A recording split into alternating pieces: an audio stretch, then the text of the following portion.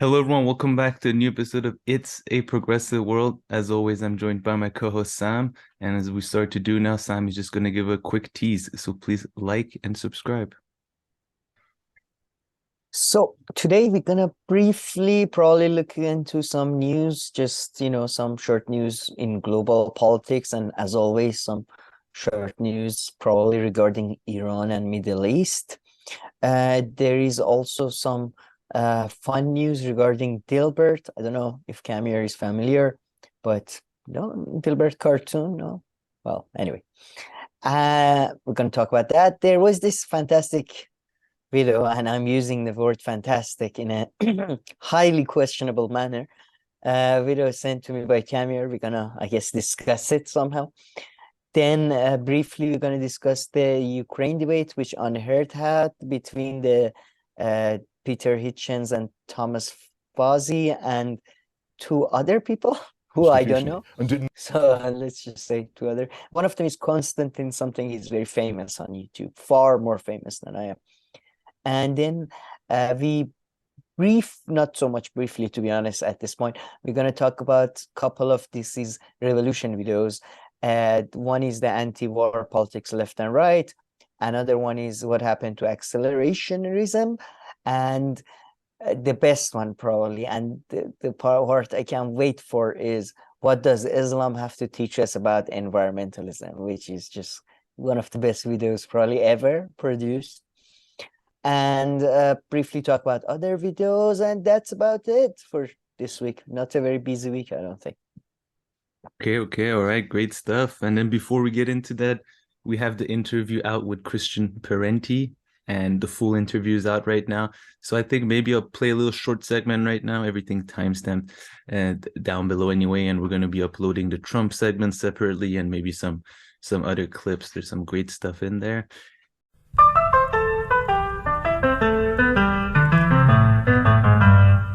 I'm a bit conscious of the time, don't want to take too much time. So I just want to maybe move to your other article, the Gray Zone one, titled Trump Against Empire, Is That Why They Hate Him? And I was thinking instead of, please feel free to summarize it a bit, but I also kind of wanted to ask you this hypothetical question, because Trump and foreign policy is, that's like one of his areas now. I don't think he went down this direction that you talk about in the article because necessarily it's his belief, perhaps, it is, but it's also like the base that he knew he could mobilize in that sense. But when you think of Russia and Ukraine and the war in Ukraine, do you think he would have acted differently? Do you think, how do you think he would have acted if he was in power?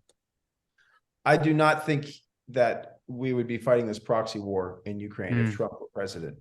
I think that he would have, gone along with the Minsk agreement, and there would have been some sort of, we probably would have been at the place where this war is probably going to end, which is with some sort of security guarantees and autonomy for those eastern, Luhansk and Donetsk, and a land bridge to Crimea, and the war that begins after the Maidan Revolution, where there are these Nazis, like actual Nazis, the Azov Battalion are actual Nazis, as in they are, adherents of to Adolf Hitler, and they like swastikas, right? And you're not some kind of... They burn a trade union building in Odessa, and that's part of, and they start pressing on the, and the new government, the post-Maidan government, starts outlawing the Russian language, shutting down their television stations, and the mining industry and other industries in the east, in the heavily Russian-dominated area, were worried that they were going to also be privatized and lose their jobs. Another thing about Ukraine that is very interesting, that in 2000, so there was a process of land privatization in the Ukraine that then basically stopped in 2000 when there was a law passed. I think it was actually, maybe it was 2003. It was between 2000 and 2003. A law was passed that made it illegal to sell land. So there actually haven't been agricultural land markets in Ukraine. And there's actually a kind of like proto-peasant class emerged. There's a lot of small farmers in Ukraine. And so the breakup of the old state farms that whole process of shock doctrine privatization was kind of arrested, and national businesses and small farmers have been protected, and there's been pressure to undo that, right? So that's another threat. So because of threats to the Russian language and Russian television stations, and threat to these industries that are still state-owned, and to agriculture, which is still protected by this very uncapitalist law that prevents the privatization of land, right? This Russian minority, which is a majority in the East, rebel. And there's then 8 years of war, and their cities are being shelled. The majority of people who are killed in this war are Russians. And yes, the Kremlin is assisting as best we know, but they're not throwing themselves all the way in. People also have to remember, the opposition in Russia are not a bunch of liberals, Western liberals, as the New York Times and the Washington Post would have you believe. The opposition are ultra nationalists, and they're like, you, Putin, are allowing Russian people to be murdered every day by Nazis because you don't have the balls to do anything about it. And he's feeling real pressure on that. And that's the prehistory of the war. And it'll probably end with a land bridge to Crimea and the Luhansk and Donetsk autonomous, and with the security guarantee. I think that was essentially part of what the Minsk agreements were going to do. And I do not think Trump would have gone into this war like this. And I think that because what I lay out in that article, which is that he didn't start any new wars.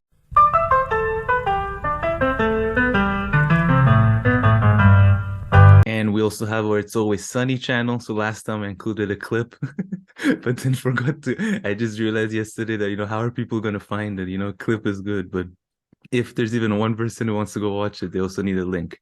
Oh man, if the clip is good enough, they'll search it, they'll go through the third pages of Google, fourth they'll page find my phone number, message me, ask me how I can get it. And then if the work is good enough, it stands out on its own.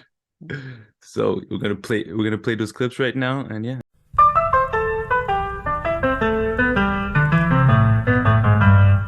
Why did Mac unveil his workout machine, which was this machine that would fist you from behind while you're working out? I don't know. And this isn't from the lawyer, right? This isn't like the meeting room of the bird, like the bird law. No, I lawyers. don't think so. That was one of the funniest shit ever. The bird law is the best. I hope they bring it back. I really do. Like, they can't. I mean, in the finale, whenever the finale will be, hopefully. Yeah.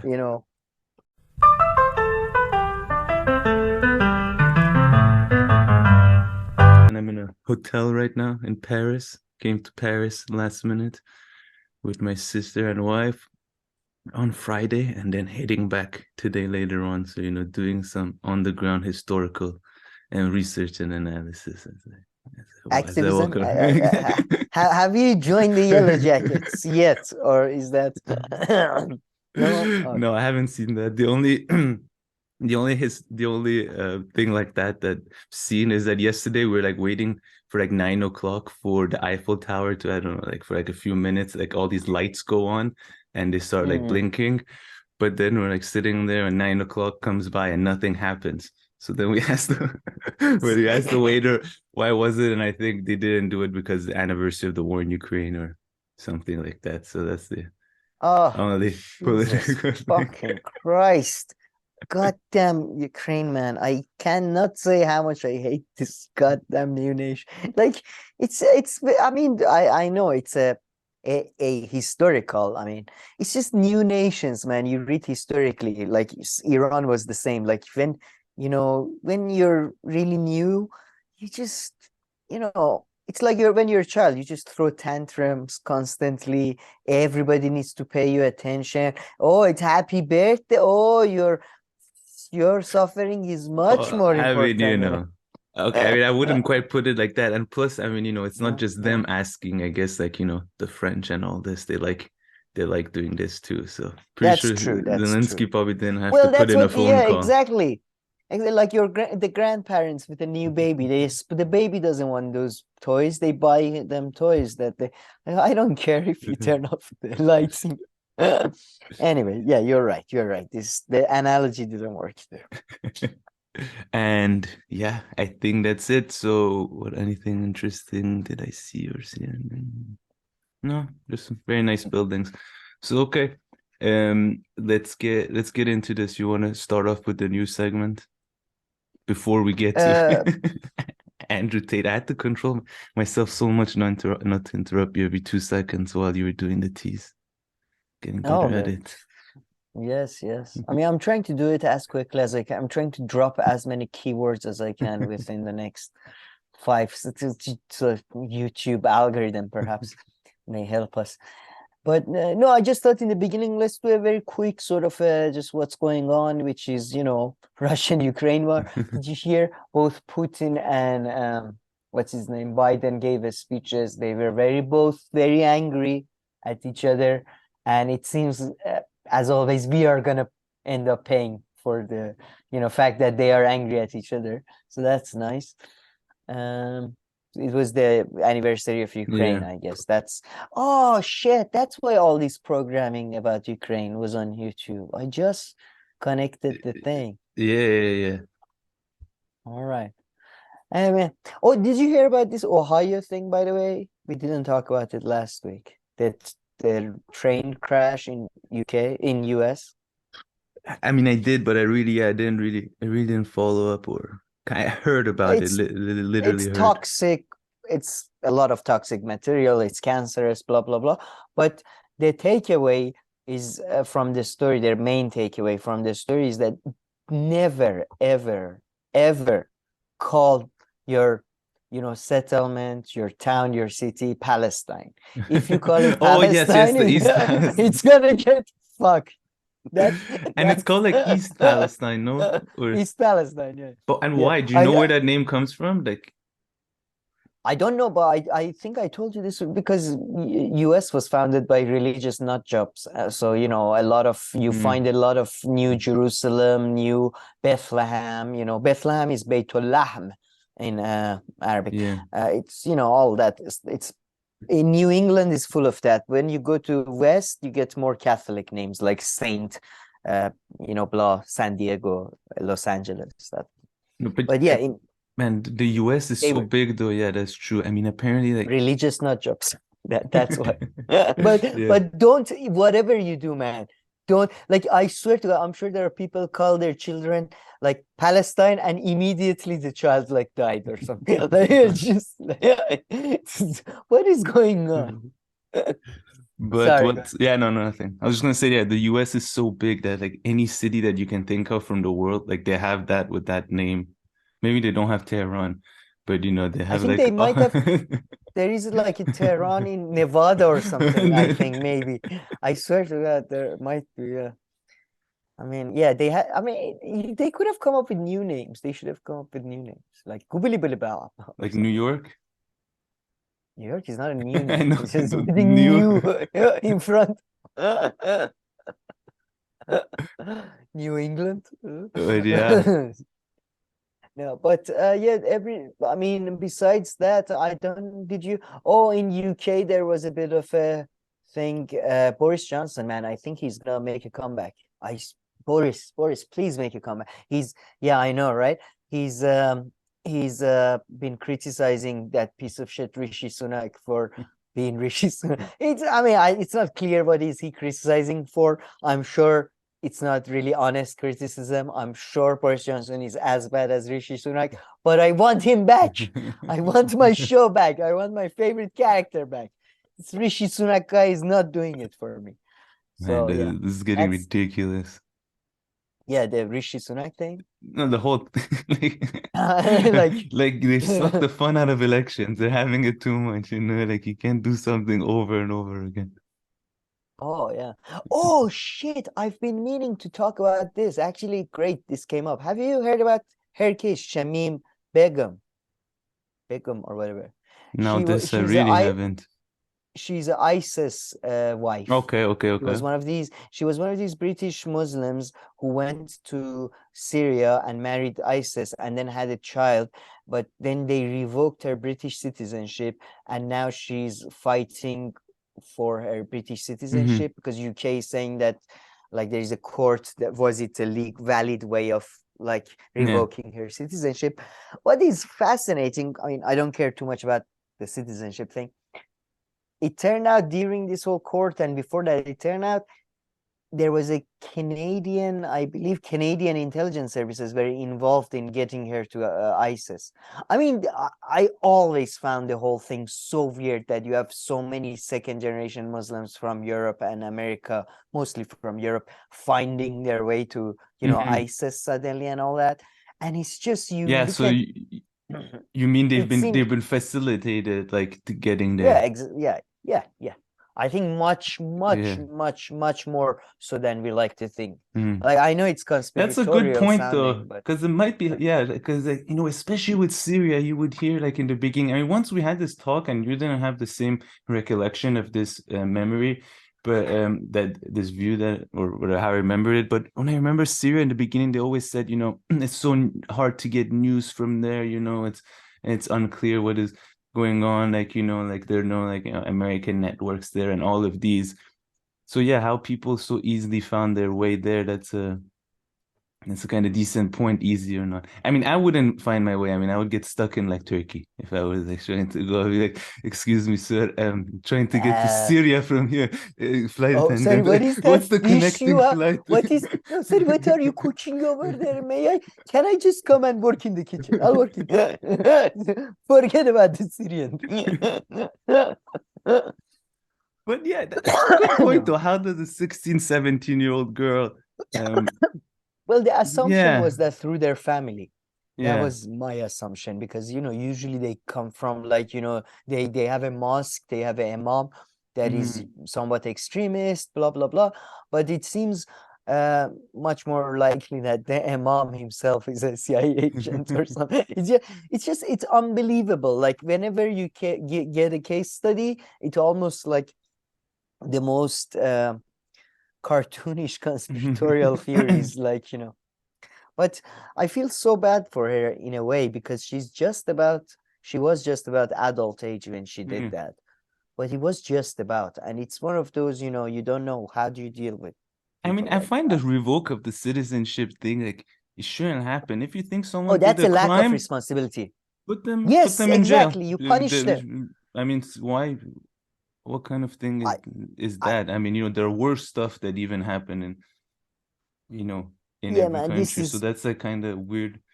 and yeah, I mean, in the end of the line, I thought we are working towards a one, you know, human. Anyway, sorry, just getting really bullshitty and idealistic. But my point, yeah, you're right. It's just, I think it shows lack of response, and it's goes to show my main thesis about people think that governments are trying to control them. They're not trying to control you. They're trying to shirk from their responsibilities. They're trying to pay you less. They're trying to do less. They're trying to privatize. They're trying to get rid of responsibility. Oh yeah. People think it's about controlling. Nobody cares about you. Like, oh, you control him. He goes to that website. Who gives a shit? Anyways, and oh, my friends told me about this. There is a bit of a lack of vegetables in the UK and all that. I don't know if you heard. So that's. I feel like that's like usual, but anyway, I think they mean like when they run out of potatoes in the UK, they think that oh, like vegetables. Yeah. Anyways, in Turkey, they are continuing to arrest pretty much everybody involved in construction for the last 20 years. Like all the laborers, all the country, Jeez. everybody's getting, yeah, more than 180 people have been arrested. Also, you had elections in Nigeria, which is supposed to be the closest in the Yeah, I history of heard that. Nigeria. And there are, you know, we talked about it a bit, Guardian covered it. There were rumors that there was a foreign group or foreign affiliated group trying to bring back Good Luck Jonathan, who I just love the fact that we've had the president of Nigeria or president, I believe, of Nigeria, whose name was Good Luck Jonathan. I mean, that's just fantastic. It's like, yeah. Seems to have worked out. Well, no, it didn't. He A little lost. bit. He's trying to come back to power now. It's like, who's your current Minister of Agriculture? Lucky Jim. Lucky Jim is There's currently. a good chance that's the case. There is a good chance that's the case. And I'm sure you know this, but people might not know this. Yeah, Iranian economy basically got, crushed again. I mean, it's hard to report on Iranian economy getting, but basically over a course of a month, everything, dollar doubled in the value of dollar doubled relative to value of the currency. So everything else quadrupled, except some basic goods like tomatoes, onions, rice.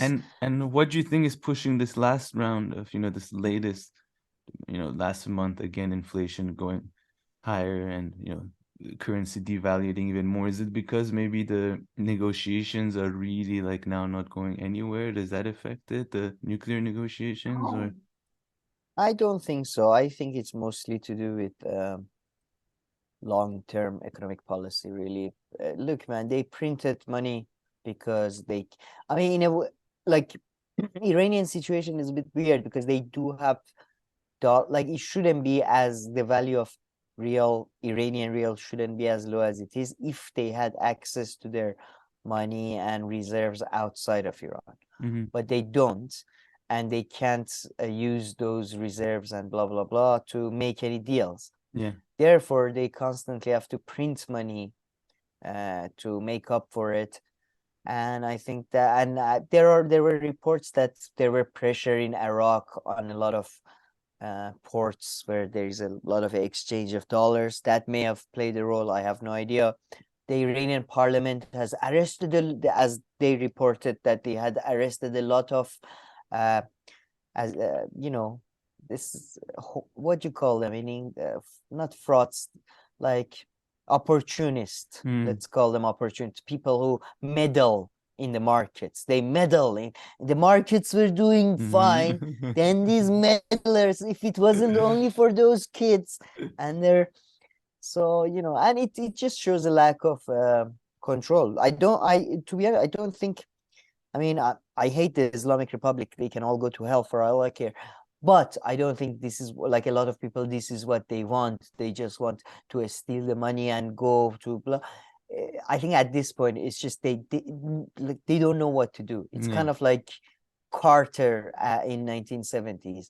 They really don't know what to do. And there is nobody that is gonna tell, because the only thing they can do is to fight corruption internally. That's the only alternative they had, and if they do that, that means destroying themselves. So they're not. So it's not gonna happen. It's I can't fight myself. But yeah, but I mean, cancer has gone, as they say. What do you call it? Has metastasized. It's everywhere. And so I mean, shops and stuff, all kinds of shops are pretty much changing their prices on a daily basis. And a lot of stuff they don't sell. A lot of stuff they don't sell, like mobile phones, computers, gold. They're just holding on to it for when. Because and and they say, for example, people are profiteering. Of course, they're profiteering. There is no stability in the market. Everybody seeks to maximize profit because everybody's worried. It's I gonna that profiteer, that one ass. So it's not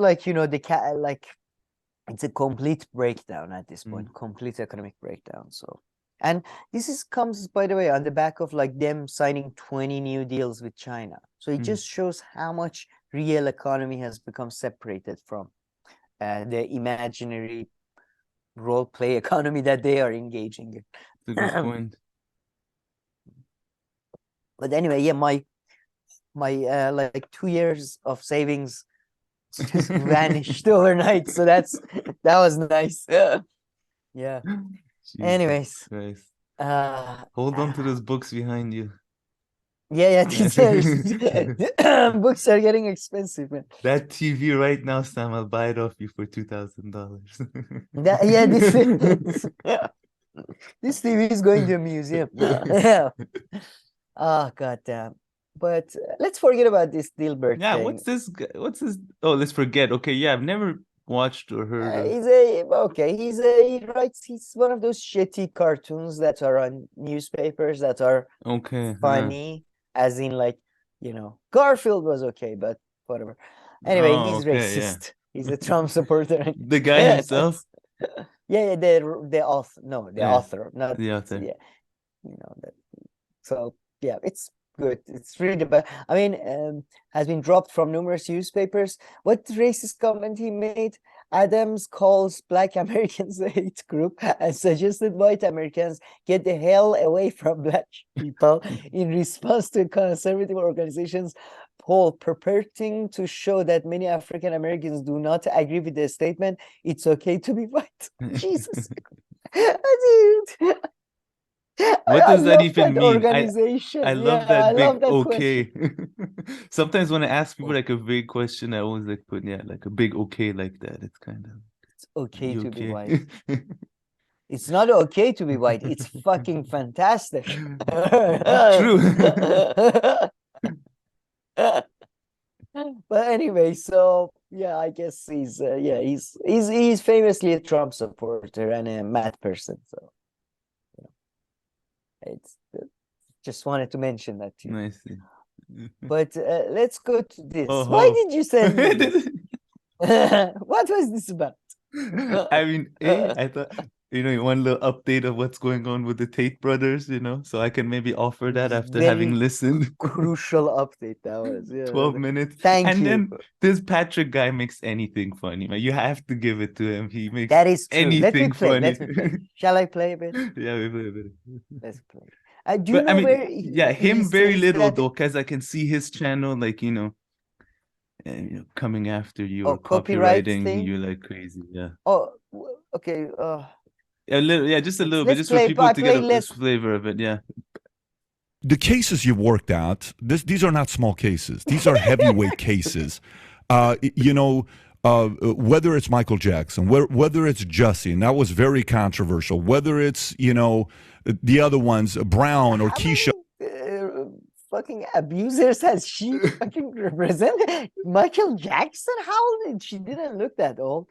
But yeah, so that's the lawyer of Andrew Tate, by the way. Yeah. I mean, yeah, she's like in her 50s, I guess. So you think so?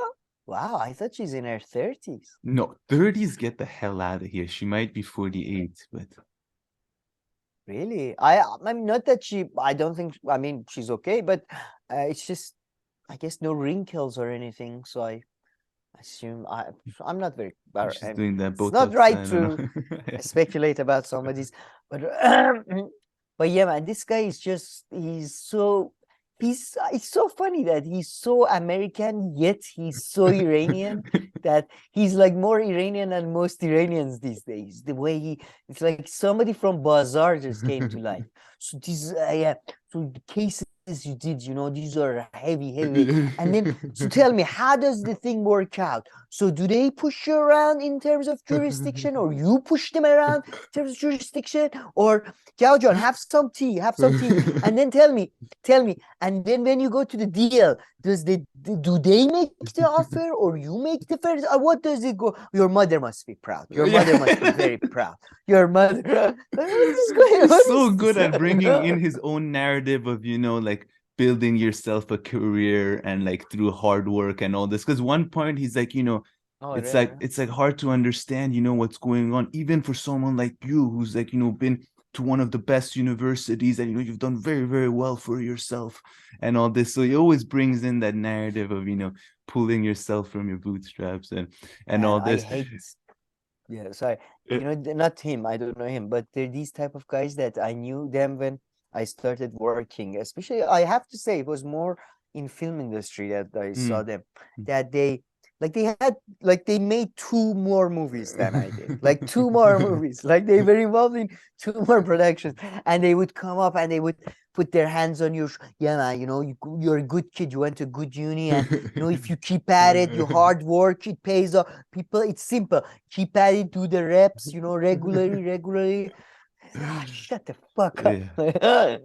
And the update I that don't know she if he's gives, fine. though, and I find, pretty much, she talks about What the is the case a update, bit. yeah? So, she's saying that, this case goes back to April, and it's like the Andrew Tate brothers who were originally trying to go after them for like the 2 girls who are, alleging that they've been kidnapped by them and all this. They're saying that they had actually gone after her for like spreading lies and all this, but that's how it so started the case. Apparently something they like that. If I sued understood. her for defamation first, basically. Yeah, the girls or something like that. Yeah, in Romania. But then now the case has flipped. And then, she was talking about they haven't even been charged in anything yet. But in Romania, you can, it's not like in the US. She says in the US, apparently you have to charge someone within 48 hours or something of arresting it's kind someone. of a statutory type thing. Yeah, something like that. But them, it's been now extended to 180 days and all this. And what I found kind of funny though is that Andrew Tate though always talks about Romania is like there's so much freedom here. In the US there's no freedom and anything like that. What? And now I guess that was like one of his things. Yeah, because I can go do this here, I can go drive my sports Romania car. is basically Wild West, modern Wild West. If you have enough money, you can kill a man. Well, apparently not, I guess now. So now I've kind of found that funny that I bet you he would have liked to be in the US and That's the caught thing. there. He would have had an easier time getting out or whatnot. Not necessarily. That's the thing. You see, his problem wasn't his illegal activities. His problem was that he made too much noise about them. If he was just murdering and abusing people in quiet in Romania, like many people are, he would have gotten away with it. But no, he made too much noise. American government and the liberal mob got upset, and Yeah, Romanian government now has to get involved. I'm just saying. It has to probably do a lot with that, exactly, that they went after. I have to say, this Andrew Tate thing, like the Epstein thing, just everybody involved just comes across as just so great, so fantastic, and including some of the victims, to be honest, in the Epstein case. So you're almost like, I don't want to, like, whatever you guys do, just have fun. But yeah, I guess that's the little update on Andrew Tate there. Anything funny in the comments? His brother is also arrested? Yeah. Let's see. A slow investigation can be used as an excuse to keep some... I guess these guys are supporters. The fact that they can lock up anyone over an accusation is crazy. That's the word. Do they have hard evidence, or is it just accusation? They haven't, according to the lawyer, nothing's come out. They haven't shown anything. Now, whether they have the evidence, they're keeping it on, with them, or it's not sealed or anything. Yeah, apparently, but apparently they haven't been charged or presented with anything. Yeah. I love this guy. Fully like your show now. Proves that you don't care if you lose some subscribers. I'm pretty sure this channel's audience, overlaps quite a bit with Andrew Tate. I don't think there's any issues of him losing. Oh man, there were some Hillary Clinton supporters were watching this. Oh, now what? No, I can't believe this. Yeah, I don't think any 50-year-old mothers from California following this Patrick guy's channel. Oh, look at this guy, loser. If freedom of speech is taken away, then dumb and silent we may be led like sheep to the slaughter. George Washington. Was that? I don't believe. Was that really a quote by him? Because that's I've heard nobody's that before. It seems like quotes are usually a bit more poetic. No, George Washington was a bit of a douchebag. It's possible that he wrote this, but I've heard the phrase. But I don't, it could be one of those bullshit quotes that they say Lenin said that, Washington said that. But yeah, interesting. His brother is also arrested. Yeah. All right. His brother His like father kind of is like also his whole clan. no, the father's not there. Then he has a cousin. I wonder if his cousin been arrested. His cousin like videos. I think his cousin was also behind much of the the next level notoriety he Oh, got his because cousin is like the brain of the no, organization. he's like the social media guy with the cameras and videos and all that. Like, so I think The brain. yeah, exactly, the brain of Yes. of the comms side of I their do operations. hope, even if he does get, I don't know what can you get in Romania, capital punishment or whatever you can get over there. Even if he does get that, I do hope they never take away his like mobile. He can produce content. I hope forever and ever, from prison, outside prison, wherever he is. Good luck to him. Yeah. All right. Shall we move on to this? Shall Oh, maybe a break?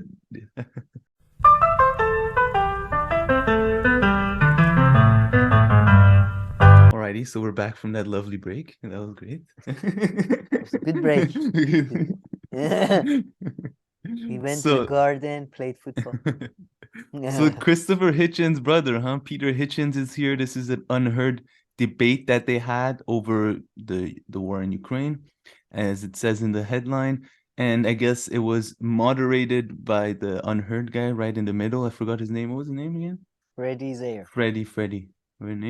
And they're all, are they all conservatives but falling on different sides, or is the guy in the red shoe like a liberal, or maybe it doesn't even matter, but yeah, go ahead. Terms are becoming very, I mean, because Peter Hitchens is against, he's a conservative, he's a technically like a some kind of right wing, but he opposes, like, I guess, sending weapons and supporting. Peter Hitchens opposed the Iraq War when Christopher Hitchens was the lefty brother, was supporting it. And so you can, the better way of looking at this is more sort of an internationalist versus sort of a isolationist. Yeah, you're right.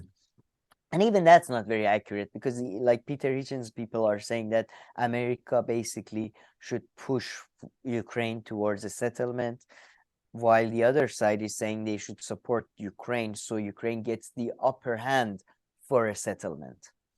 So that's the real, like, that's the difference here. But you're right.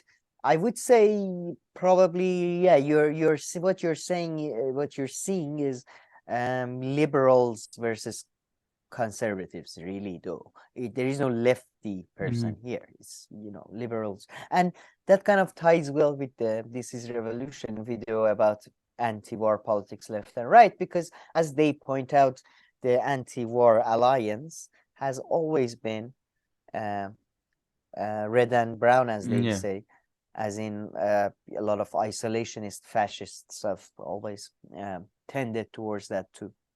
So, but yeah, it was an interesting debate.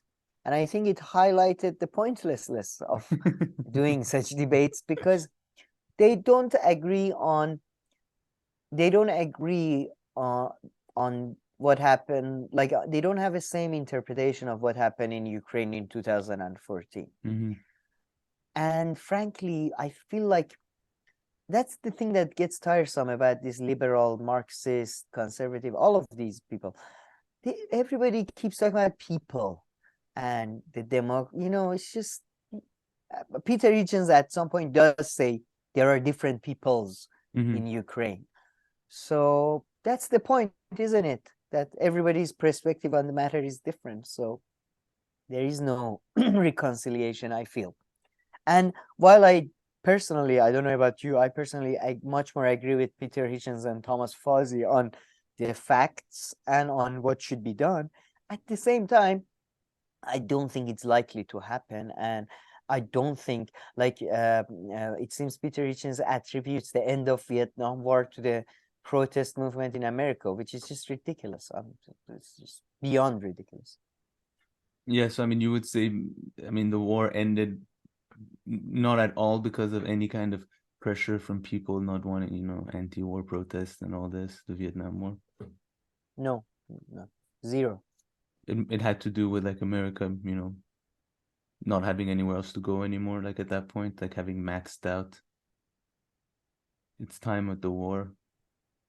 Yeah, Kind of like I the think Iraq war or something, like they just kind of no, it was like Afghanistan. It was very much, Afghanistan, I yeah. think, like Afghanistan. They pay pretty much, and they kind of won. I mean, people keep saying like, oh, they lost. I mean, as you know, they lost the war. Not really. They didn't really lose the war. Like 5 years later, they were back with all their businesses. Or I'm just, I mean, I'm exaggerating. 5 years later, but so you know, they had already. I mean, there is a case to be made. Yeah, there's some people who are very much hardcore, sort of deterministic type. They say that if you look at the way Vietnam was bombed or Korea was bombed, it was basically perfectly bombed. So, you know, for the way that America needed not America, capitalist global order needed the industries to develop over there. So the points, the goals, whereas I think it had to do with international perspective and the changing international perspective. Nixon and Kissinger were very different people than people before and after them, frankly. And I think that's had to do with why Vietnam War ended, really. I see. But yeah, in this debate, I mean, if anybody wants to watch an English style debate, though, there's that angle to it, which, you know, they're like little jabs in every single statement thrown at. But at one part, I love it. He's like, Peter Hitchens tells the other guy, he's like, you know, I'm sorry that you're too young to remember one point the he said it Vietnam like War. 5 times. No, like I am so sorry. I am so sorry that you're an too idiot. young to remember. But yes, governments can be. I'm so sorry that you're so cynical and young. And again, I mean, the other guy is the other guy, I think, is a romantic and a useful idiot, to be honest. Like, oh, Ukrainian people are blah, blah, blah, whatever. But what was I? Oh, yeah. At the same time, though, it keeps a young. I don't like that, though. I have to say, from Peter Hitchens, because there are a lot of young people who read history books. Yeah. Like and a lot of fucking old people, like the old guy over there, who don't. So, yeah. Yeah. Anyways, anything else to say on this debate? No, but they did, like, what would you imagine if you were like a citizen of America or UK, two nations that are really pushing Ukraine towards like a more resistance? What would you, as a citizen, what could you do? Like Peter Hitchens kind of implies as if people sort of gather together, write letters, do the Ralph Nader strategy of just bombarding your Congress. I don't know. Do you think it would work? I mean, listen, people at some points, in some ways, you know, depends how far they go. I mean, you know, everything has an influence and an impact. Now on this, and whether people will gather for like this, a butterfly, and you know, I'm not necessarily only being peaceful as you would suggest. Of course, there are things that can happen, but yeah. I've been watching a lot of Varn, and maybe that's a good time to go to this Derek Varn over here. We should try to get Varn. Yeah, definitely. He mentions this. I can point you to like so many scholars of foreign policy analysis, international politics. Public opinion has never, ever had, like, I mean, you can't say that. No, that's not fair, has never. But it has very little to do with foreign policy, especially of empires. Maybe in a very ethnocentric type thing, maybe. But even that public, it's because there is no clear definition of a public opinion anyway, or public mood, and it can always be shaped. So who knows? So yeah, anyway, I'm just and where is much it more reflected skeptical. and how is it reflected? Yeah. So like, for example, in Israel right now, there's constant protests against the changing of the laws in the judiciary, right? And then Netanyahu is calling the protesters anti-democratic because his government is democratically elected, and the protesters are calling him anti-democratic because he's not anti-democratic, he's anti-liberal. He's sort of shielding himself from judicial blah blah blah. So who's anyways, did you like this though? Yeah. Yeah, especially like the time that you pointed out, like an hour 10 to an hour 20. So maybe if you want, you can even play a little bit of that. I don't know. Sure. Yeah, I would love to. I I thought feel it like was this is something you really agree with, no? What we're I about to listen to. from what I recall. By the way, I love how Jean Badgerlands, you see there, it's written Baba. Yeah. I think I assume because he's married to a Persian woman, he's mentioned, and that's what the children, because that's in Iran what we call dad, Yeah. like, you know, Baba. That was interesting. True.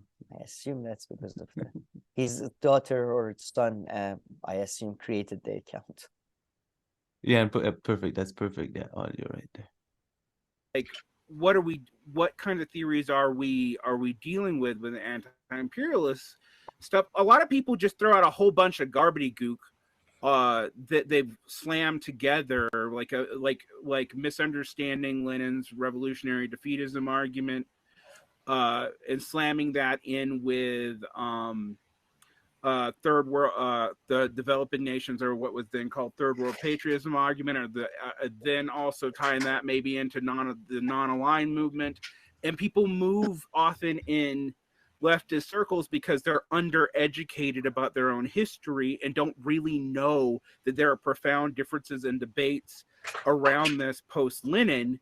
That they're moving rapidly between these different conceptions that are actually mutually exclusive a lot of the time. So we can talk about how when we talk about anti-imperialism, you start asking people what they think that means, you'll get radically different answers, even from people who are nominally the same sect and ideology. Well, I'll be very, very honest.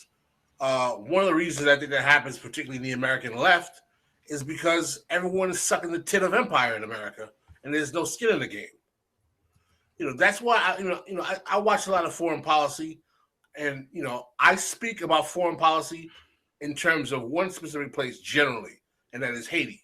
Why? Because I understand how imperialism has historically worked regarding that particular country for over a century. That doesn't mean I don't understand how imperialism works anywhere else. What it does mean is that I don't want to fall into the trap of making analyses based on political trends and ideology simply because I'm spouting rhetoric divorced from the actual material history and space in order to fit an ideological trend that's stuck in 1972, or because I got a hard-on reading Frantz Fanon. Yeah. Well, I think if we ask ourselves like how imperialism works. Sorry, I'm going to play a bit today- more, but go ahead. You wanted to say something, I thought. Oh, you're silent. You're mute. Sorry. I thought I was going to say, I think what Pascal was saying is something that you agree with a lot, no? Because he was just talking about not generalizing, foreign policy and how it happens in different countries and how it's impacted, no? Yeah, exactly. I think that's what that's the whole meat of their arguments in this video a lot, that I mean, let's play a bit more and I'll talk after, I guess. Versus the way that Lenin describes it in 1917, you have a very different image. And I think Lenin was right about the world he described in 1917, but that's not the way things operate today. It may be returning back to that. Maybe that creates openings for other countries potentially. It may also just be a process of weakening any type of pan-territorial governance. I mean, that's the thing, the advocates of something like multipolarity, it's like it's basically rolling the dice. Their whole theory is that, well, if you break down imperial power of the United States, that will create opportunities for the growth of socialism, which strikes me as being a very big leap of faith. But as Cooper says, it would lead to it could lead to just the general degeneration of any system of global governance. It could just lead to a new neo-realist Every country is world. Somalia. Yeah, or no, you just end up with a new set of like countries with spheres of influence and a balance of power. Go ahead, Pascal. Sorry. Frankly, I think that we're all just taking too many deep scenarios. You know, at best, it might get you a better contract in terms of who's going to build the bridges in your third world backwater country. Exactly, Pascal. I mean, like this is, and also like advocate. Yeah, I mean, I think Pascal, first of all, was right that It's brutal. if there is gonna be a like in your first of all, in our like experience or whatever, it's gonna be that it's likely like you know, in Africa, for example, I was reading report how how much in Africa they love Turkish goods because it's sudden, like it came and it was cheap and it was more better quality than Chinese, blah blah blah. But the other point I wanted to make though, and I say this with respect, all due respect and all that, I'm not clear what people, including people here, mean by imperialism. So it's kind of like and you know, they say, and they're correct, multipolarity may lead to, and I think I mean that's, you know, may lead to people who hope that multipolarity will come about. It's not like we can do anything about it, but it might lead to a new sort of imperial system, right? Like you have American empire, Russian empire, blah blah blah.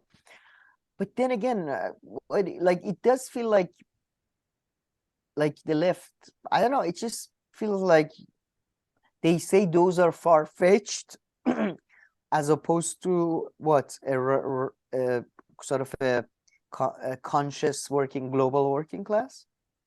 I feel like, you know, like compared to what they're far-fetched. I'm just, you know, or, you know, compared to what, of course they're not that much better than, you know, current American system, but you know, it's just, I feel like the socialist thing is not on the horizon at all, like ever, like not in the next 100 years at least. I don't know. Am I being too negative or? No, again, yeah, I mean, it depends. Yeah. No.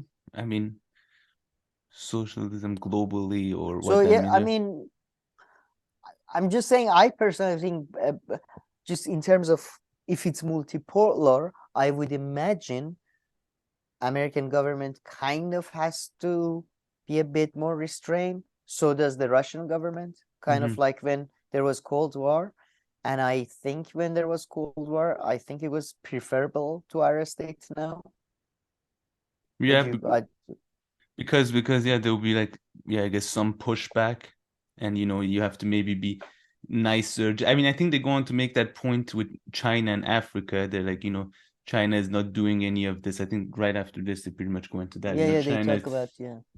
China is like, you know, this policies in Africa, and they're not doing that from the, you know, kindness of their heart, but you know, perhaps they are offering better infrastructure and deals to countries than America would, because that's kind of what they have to do, because they're competing with Americans, so they have to, you know, offer a better deal. So yeah, I mean, if there was more competition, you know, if more countries were, if like there were 4 or 5 countries who were, you know, as big as each other and kind of fighting for number one, maybe they would have to offer countries and their quote unquote people better deals than if you're the only game in town. And okay, by the way, sorry to go on a tangent a bit.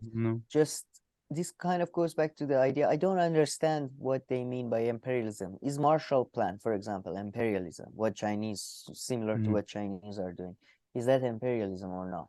Yeah, I mean, imperialism, I guess, has a negative connotation, right? Like it's like things that you do towards another country but like negative things that you do towards that country, like imposing. Well, the definition of imperialism, empire, is a multi-system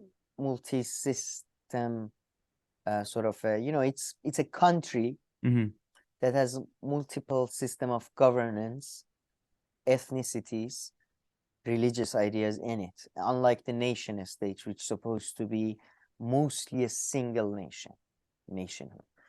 So I mean, so I don't really understand what they mean by imperialism, to be very specific. So I would have loved to. I would love to clear that up, and hopefully maybe we ask one of them to come on. Yeah, but yeah, and that other part, I guess, in the beginning when we listened a bit, that just reminded me a lot of you, what Pascal was saying about Haiti. Oh yeah, and by the way, I completely agree that at best, like if with the rise of China, the best like case scenario, there will be a slightly better like bridges, as they say, or roads. You know, that's like, or I don't know, mobile phones, whatever. You know what I mean? Or cheaper, slightly cheaper. Yeah. So it's not like, you know, there's no significant improvement. But this was a great video though overall, because they basically talk about, I don't know, because Warren talks about this, right? And they say that, you know, when you want to oppose war, if you're anti-war and blah, and we can connect this to the war rally. What was it called? Rage Against the War Machine or whatever. The one in LA last week. Yeah, was it in LA? I thought it was in Washington. To me, it sounded like it was in LA because, you know, Kim Iverson, she was going to be there and all this. And I mean, you know, Kim Iverson does not leave the West Coast for no reason. Don't you remember? Like when she was working on the Hill, she like you're right. to show off the studio once. Yeah, once in a while. Yeah. You're right. She was willing to wake up at 4 o'clock in the morning and like do the show, but not go there. They go anyway. They talk about the fact that it's always it's usually has been a red-brown alliance over the last 100 years. And by the way, it's usually in many countries, it's similar type of alliance, right? Including Iran. And Derek Varn has talked about this extensively, that there is significant amount of research, again, just like the public opinion on foreign policy, just on sort of protest and civil, you know, not civil disobedience, actually, legal protest and peaceful protest, and how much effect that has on foreign policy. So I'm just saying, I don't know, I wouldn't waste my time hanging out with people who potentially could be Nazis, you know, for a useless thing. You know, I'm just saying, I don't know, where do you stand on that? Yeah, because you're saying those kind of rallies are absolutely like useless, so why even put yourself through that kind of trouble? Yeah, exactly. That would be not that if they would have been effective, I would go. I don't care if there are people of different ilks there. Yeah, but not really. It's like, what's the point? Like, just go have a picnic with some weirdos. Fucking no, thank you. No, am I being a stupid? I don't know. Maybe. Yeah. No. I mean, yeah. I guess no. I mean, that's a fair point. You know, it's a fair point, I think, to bring up that, you know, why go and hang? Why put yourself in that kind of situation if it's absolutely pointless? But I guess some people would argue that it's not. You know, I feel like if Chris Hedges was here right now, he would give you a nice sermon on why that's not true. Well, I'm sure we can see at all the. I mean, the Iraq War was really slowed, wasn't it, by all the peaceful protests and. I mean, apparently the protests leading up to the Iraq War were one of the biggest, and yeah, I guess then the Iraq War happened. London. Yeah, the one that happened in London. Yeah, it was the biggest. Whatever. The Iraq War was really, and I mean, the Iraq War, at least, like, it was just, you know, you didn't have to talk about it so wishy-washy, because it was just the narratives and thing around it were kind of much more clear cut as how much bullshit they were. You know, how people, you know, even in semi-mainstream people perhaps thought that, you know, what does Iraq have to do with 9/11 that happened, and, you know, all these kind of things. So that's why it had one of probably the bigger anti-war movements leading up to it and everything. Yeah, and I think it was a time that is still the so-called, I mean, there wasn't so much, frankly, antagonism internationally. So, you know, people were much more. So yeah, what is going on? Why war? No. Yeah.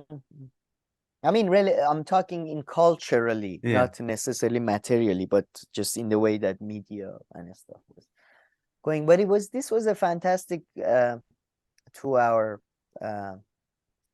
And I'm glad this got discussion. 1,800 views, which is good, as opposed to the, I think the the Islam Islamic videos? environmental video I'm gonna watch, which every day I'm just monitoring the views. It's like at 900. I'm like, okay, I will not let it go more. Although he doesn't say But- anything actually that's, yeah, I mean, he might, it's not like the video would do damage to anything or something like that, but it just like, it's comforting to me that, that like there's not that much appetite for nonsense. I mean, yeah, we'll get to that. Before that, let's play. I mean, this is actually, let's play 2 minutes of this, but I'm just gonna check, sorry, my notes. You didn't watch the minutes I told you to watch, but it's okay. But Did you tell me the minutes for this one as well? I'm pretty sure, yeah, I did. I don't know. Yeah. Because these days you've gotten really good at not like sending me 59 videos, but actually sending me a couple. So I do watch them most of the time. So that's why I'm saying there's a chance that maybe you didn't tell me the minute for this No, one. I think I sent it, but then I sent you like a couple of messages after or whatever. So it might have been lost in the, what do you call it? Lost in the mess. I would like lost in translation. Anyway, let's see. Oh, no, it's just, this is because this was, I felt because of not so much this video, but because of this video, and then I watched the Muslim video, and I think these two came out before this one. I kind of felt like I was being targeted or something. Because this goes to one of our major. So did you send me the minutes, by the way, or not? Yes, I did. Okay. I have it. It's been double ticked. So as in the other person has seen it, but they have decided to ignore it. No, sometimes my dog takes my phone, okay? So she might have clicked it and then I didn't see it. I love the fact that sometimes your dog, not your wife or your sister, or your dog, one person in the whole place that doesn't have thumbs. But okay. Man, I think other people, they would like, they just don't see these things. I don't know. You show them that they don't even see it somehow, so they can't click on it. Fair enough. Fair enough. All right. 1, 2, 3. They had like a very materialist view of society, because they were like, well, if everybody votes, then they're just going to vote to abolish property and a vote, if you look at the founding fathers and all that kind of thing. But identity politics, whether it was like Catholic conservatism, ethnic solidarity, or what have you, became the vehicle through which conservative forces in society could buy in to the existence of popular representative democracy. And I think this is like a meta point we have to understand, is that at its core, right, at its core, not that, this is not to ignore the question of ethno-national oppression or those kind of things, but at its core, identity politics is a right-wing political project, or it will inevitably tend towards a right-wing political project. As Pascal will tell you, and maybe you disagree with Ms. Pascal, is like, yes, you have a concrete material movement for Black liberation, but over time, it devolves into neoliberalism or just reactionary Black nationalism. And so like identity, same with something like anti-imperialism and decolonization. What does decolonization look like?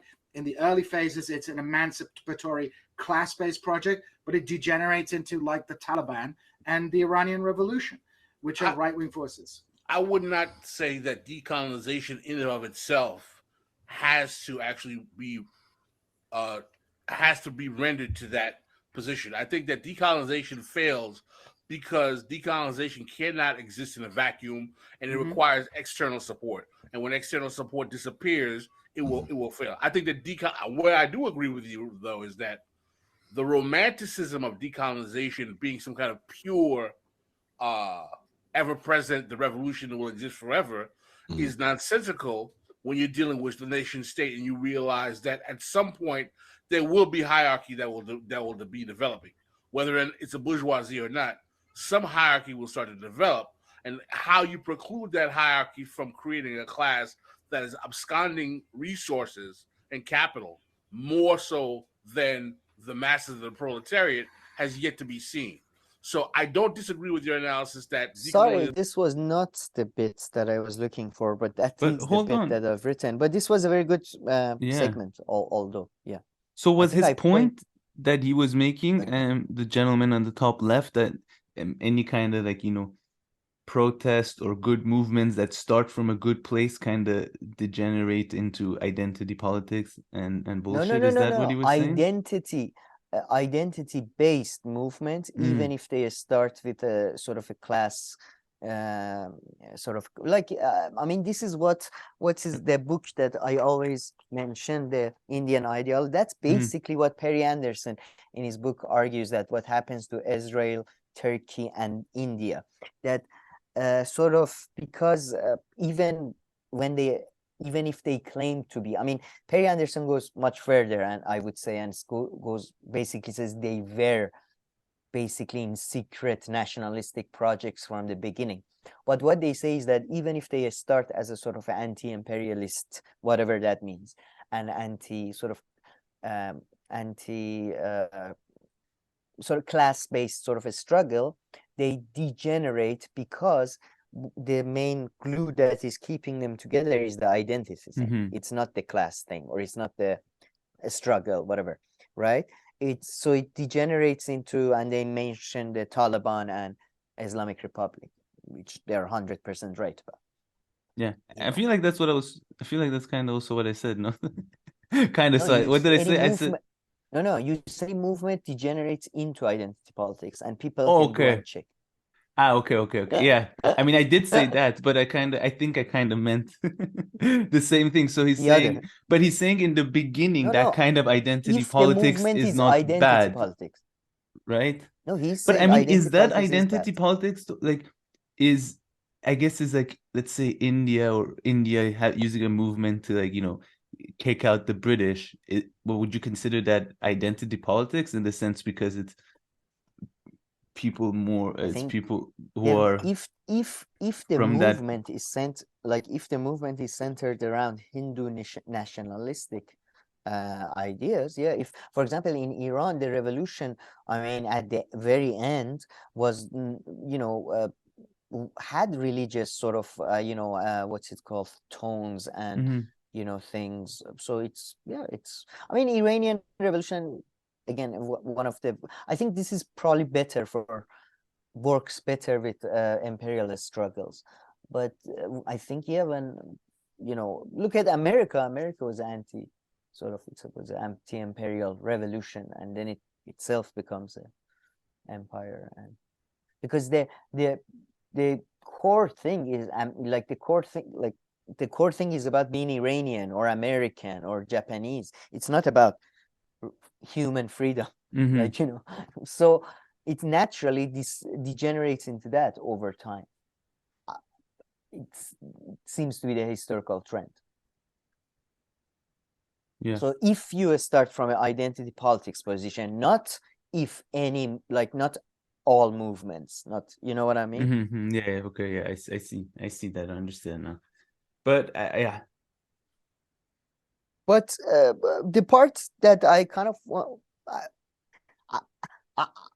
look, I mean, I agree 100%. I would say the alternative is to have a global identity, sort of a human sort of identity, but that's idealistic to the point of N.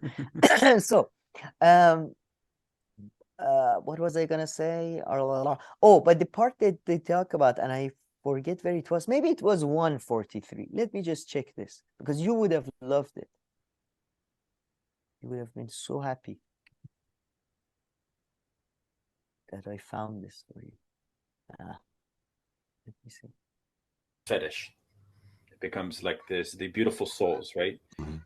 Okay, well, at the same time. No, it's not here. Sorry. What's the point that they make? They make the fact that a lot of people in the left, it is attractive to them they say a lot of people on the left, it's attractive to them, Malthusian ideas that basically population has to be controlled. Oh, And that's that's Malthusian. Population is the cause of like economic. oh, but people on the left think that? That's the thing. That first of all, can you please introduce some of these people? I've never I always thought it's very much hated on the left, this type of idea. That's, I mean, I don't know. Maybe population planning or giving birth control has always been a leftist thing, but I can't think of. But but that kind of view of birth control is not to control population. It's kind of giving people choices to do what they want with their body and that kind of stuff. And by the way, I like to. That's the argument I make too. I'm just saying the government should have a much more aggressive family planning policy. I don't think people should be forced to do anything. But it was. I can't believe I'll rewatch the video. I'll try to find it. It was so weird. I thought I was pretty sure it was the part I highlighted, but I was wrong. But yeah, they talk about this. They talk about this again in this video, which we'll come back later, about how in this one they talk about the history of Black elites in America. It's Pascal Robert with a guest that maybe they were classmates of some kind, I think, at some point. And they talk about Black elites culture in America and history. And again, like they talk about the history of sterilization in America, which is fucking crazy. And it's so much happens in these videos. This person goes, that person goes, the conversation on this, bring out another person, the chat moves here, the chat moves there. Okay, man, nice, good system they have. It's very it's very good. I mean, this is one channel that definitely deserves and is fair enough to have a producer. We made fun of them early on, but they deserve to have all the other channels, fuck them, no. But this channel, they genuinely put the thing up, the thing changes at the right time. It's really good,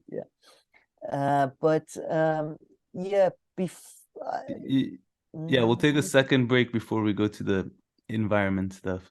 But other stuff you want to say here? Oh, I mean, not really, no. I was just thinking about another video they did about sort of, in this one, they talk about the fact that people have basically, because these guys are very critical of the Gerald Horne argument about America, that it was a settler. I know, right? But he can be wrong. Everybody can be wrong. Nobody's a god. Calm down, Camille. It's okay. Put the knife down.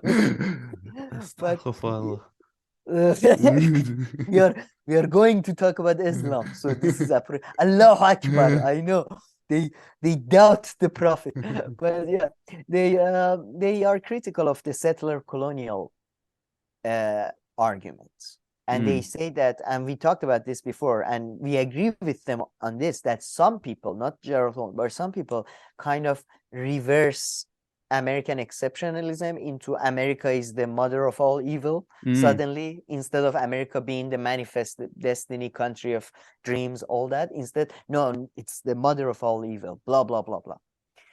And some people go way too far, but I do think we can differentiate between a country like America that has a very high, very specific past, like the shit they talk about here, man.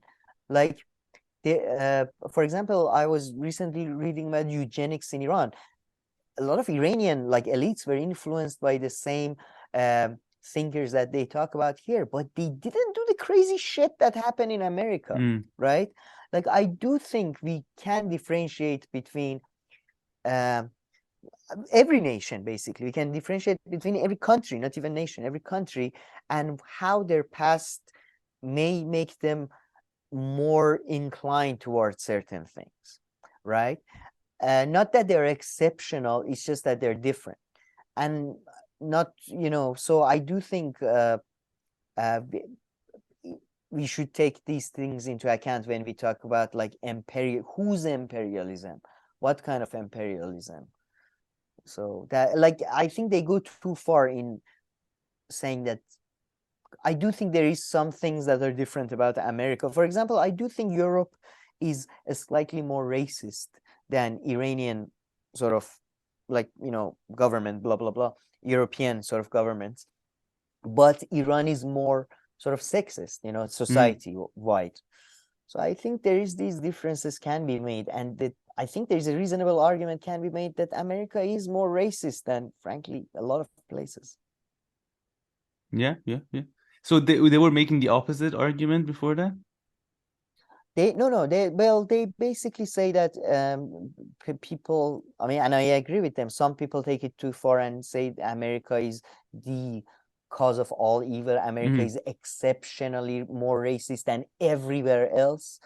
And I don't know that, I don't think that, but well, America is the most powerful nation. So when it's relatively, let's say, has more racial policies than the average nation you hear about, it stands out more.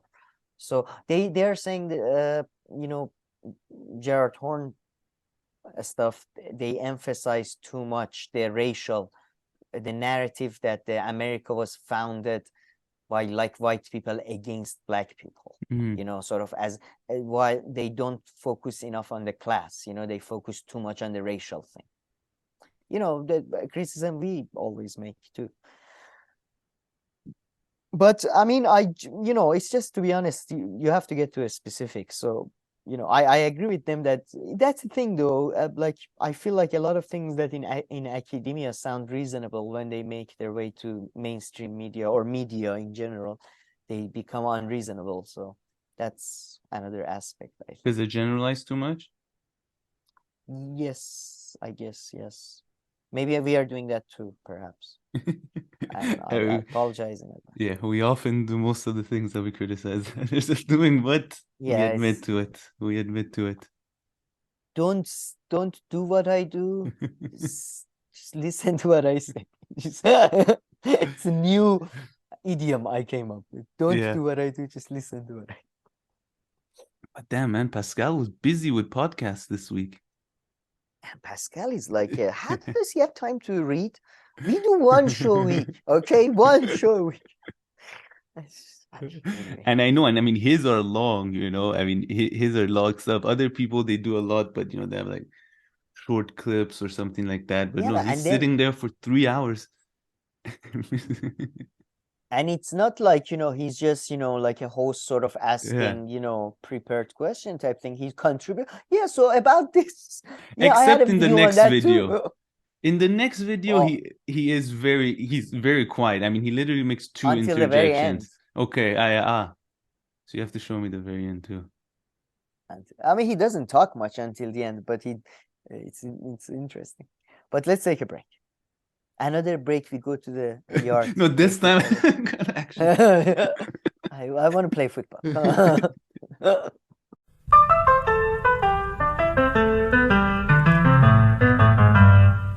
Alrighty, Sam. So I think the moment has come. I feel like all the rest we just kind of put together so we can call this a show, and then you can. I feel like, then you can get to this video. I feel like when I watched this video, and since I've seen this video, I've been living to talk about it, basically. It's such a good video. And I got, I mean, not to whatever, but I did get a mention in this video from Ibrahim. That's too funny. That is... Your comment was that it's highly selective. And the Ibrahim guy reads it is funny. Nice guy, Ibrahim Abdul Mateen, must say. And this video is called What Does Islam Have to Teach Us About Environmentalism?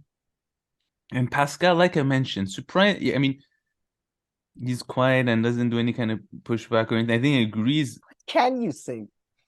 But in this situation, yeah. I have, in the very beginning, I like to say I really respect him and all that, and it's all in good fun. We jest and but we're gonna just. But so I'm just saying it's not.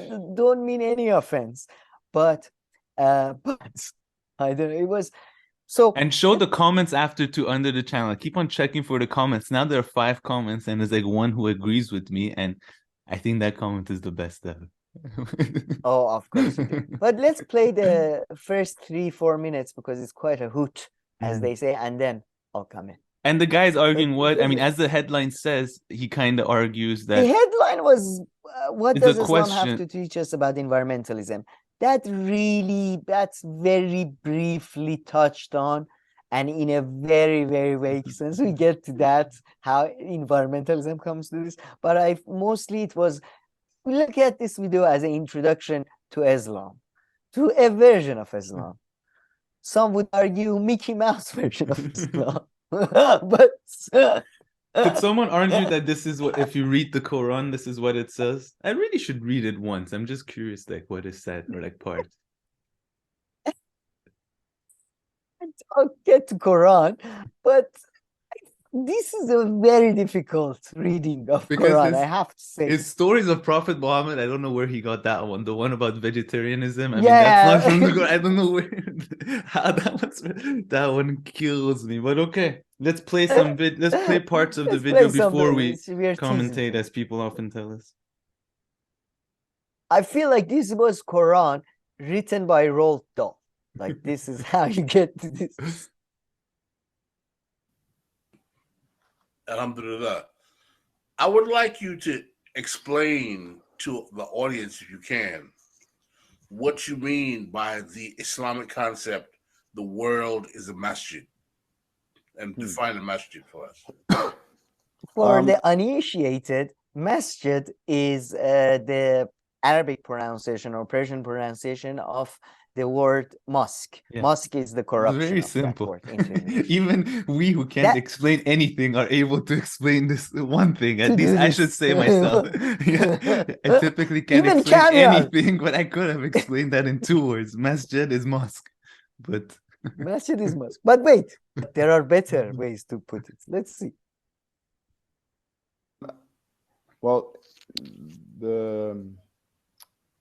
it's a very simple concept. In my book, I wrote a book called Green Deen, What Islam Teaches About Protecting the Planet. And one of the stories that I tell is of my father who brought us, we were living in New York City, and I lived in such a way that I thought the whole world was a city. Like, I would look out my window and it was just endless buildings. And that's what I thought the world was. And I got to, I remember we went for a hike outside of the city, and I would see my dad pray at home. I would see him pray at the masjid, which is a place like a church or a synagogue or a temple. It's just the main, place of gathering for the purpose of prayer and reflection and community for our faith. I am a New Yorker, and I remember. Why does he not say the word mosque? I don't understand. Why does he think that people wouldn't understand? No, they deliberately don't say it. No. They want to say the right pronunciation. Like, they want to. Yeah. No, but I assume. But no, I love that. It's a place of reflection. It's a place of a lot of things, Ibrahim. I can think of a lot, including terrorist attack planners. A lot of them come from. I mean, I'm being facetious, but if you live in Middle East, mosque is a place that is far more likely a deal is being sort of done there with the local sort of clerk getting a piece of the deal, rather than a place of reflection for the community. What community? What are you talking about? Just like how you can say the same thing about churches, right? Like yeah, sure. It's much more likely you find a boy be getting fucked in a Catholic church than actually. Am I lying? Am I lying, people? But let's play a bit more because it's just fun. My dad was like praying out. Maybe I should go a bit ahead. We were out in the open, and I was like, right. There's some caveats, right? Like if someone's urinating in a place, or like, why are you praying? You only pray in very specific places. And he related to me the sort of one of the more important, a saying of the Prophet Muhammad, peace and blessings be upon him, where he said that anywhere you may be at the time of prostration, which means if it's a time of prayer, anywhere you may be is a place of prostration. No, obviously there's some caveats, right? Like if someone's urinating in a place, or if there's dog poop, or if there's toxic substances, which will round into the conversation we can have. If it's polluted, then it's not necessarily a good. Okay, now I just want him to say that, just to highlight, but a comment I said, and I think I was very nice. I said it was a highly selective reading of Islam. Pollution in Islam is a highly complicated concept, especially, I mean, nobody knows where it comes from. The Jewish tradition, it comes from the Zoroastrian. For example, a dog hair, from what I recall, is you can't pray if you have dog hair on you. Like, you know, even if it's a pet, like, you know, the home dogs, like a small dogs, you know, if it's not in a garden. So, you know, yeah, you're not telling the full story, are you? You're not giving the full list of do's, and Islam is a highly, it's one of the more restrictive of the Abrahamic religions, you know, like it's not as bad as Judaism. It's not quite as willy-nilly as Christianity. So, you know, it's just, that's what I mean by highly selective reading. You know, there is fucking schools of Islam sort of that have come about due to these sort of different readings of what is pollution. Or, for example, I give you one example, you know, alcohol. Technically forbidden in Islam, right? Well, that's in majority of schools. There is one madhab of Sunni school that argues that what is mentioned in Quran is specifically alcohol made from dates, from palm tree. And therefore, all other kinds of alcohol are okay. Oh, so, you should have told me this sooner. Why are you holding on to I such know, right? secret? Now you're gonna become Muslim. Brother Sam, cheers. Brother Sam. So Sam, let me tell you about masjid. Masjid is a place of gathering. Like a bar, like your local bar. You know, have you been to an Irish pub? You watch football and drink beer. Are you sure this is what Prophet Muhammad taught? Yes. But yeah, it's mad. Islam is and the thing you mentioned about Quran, Quran was written before standard Arabic really emerges, right?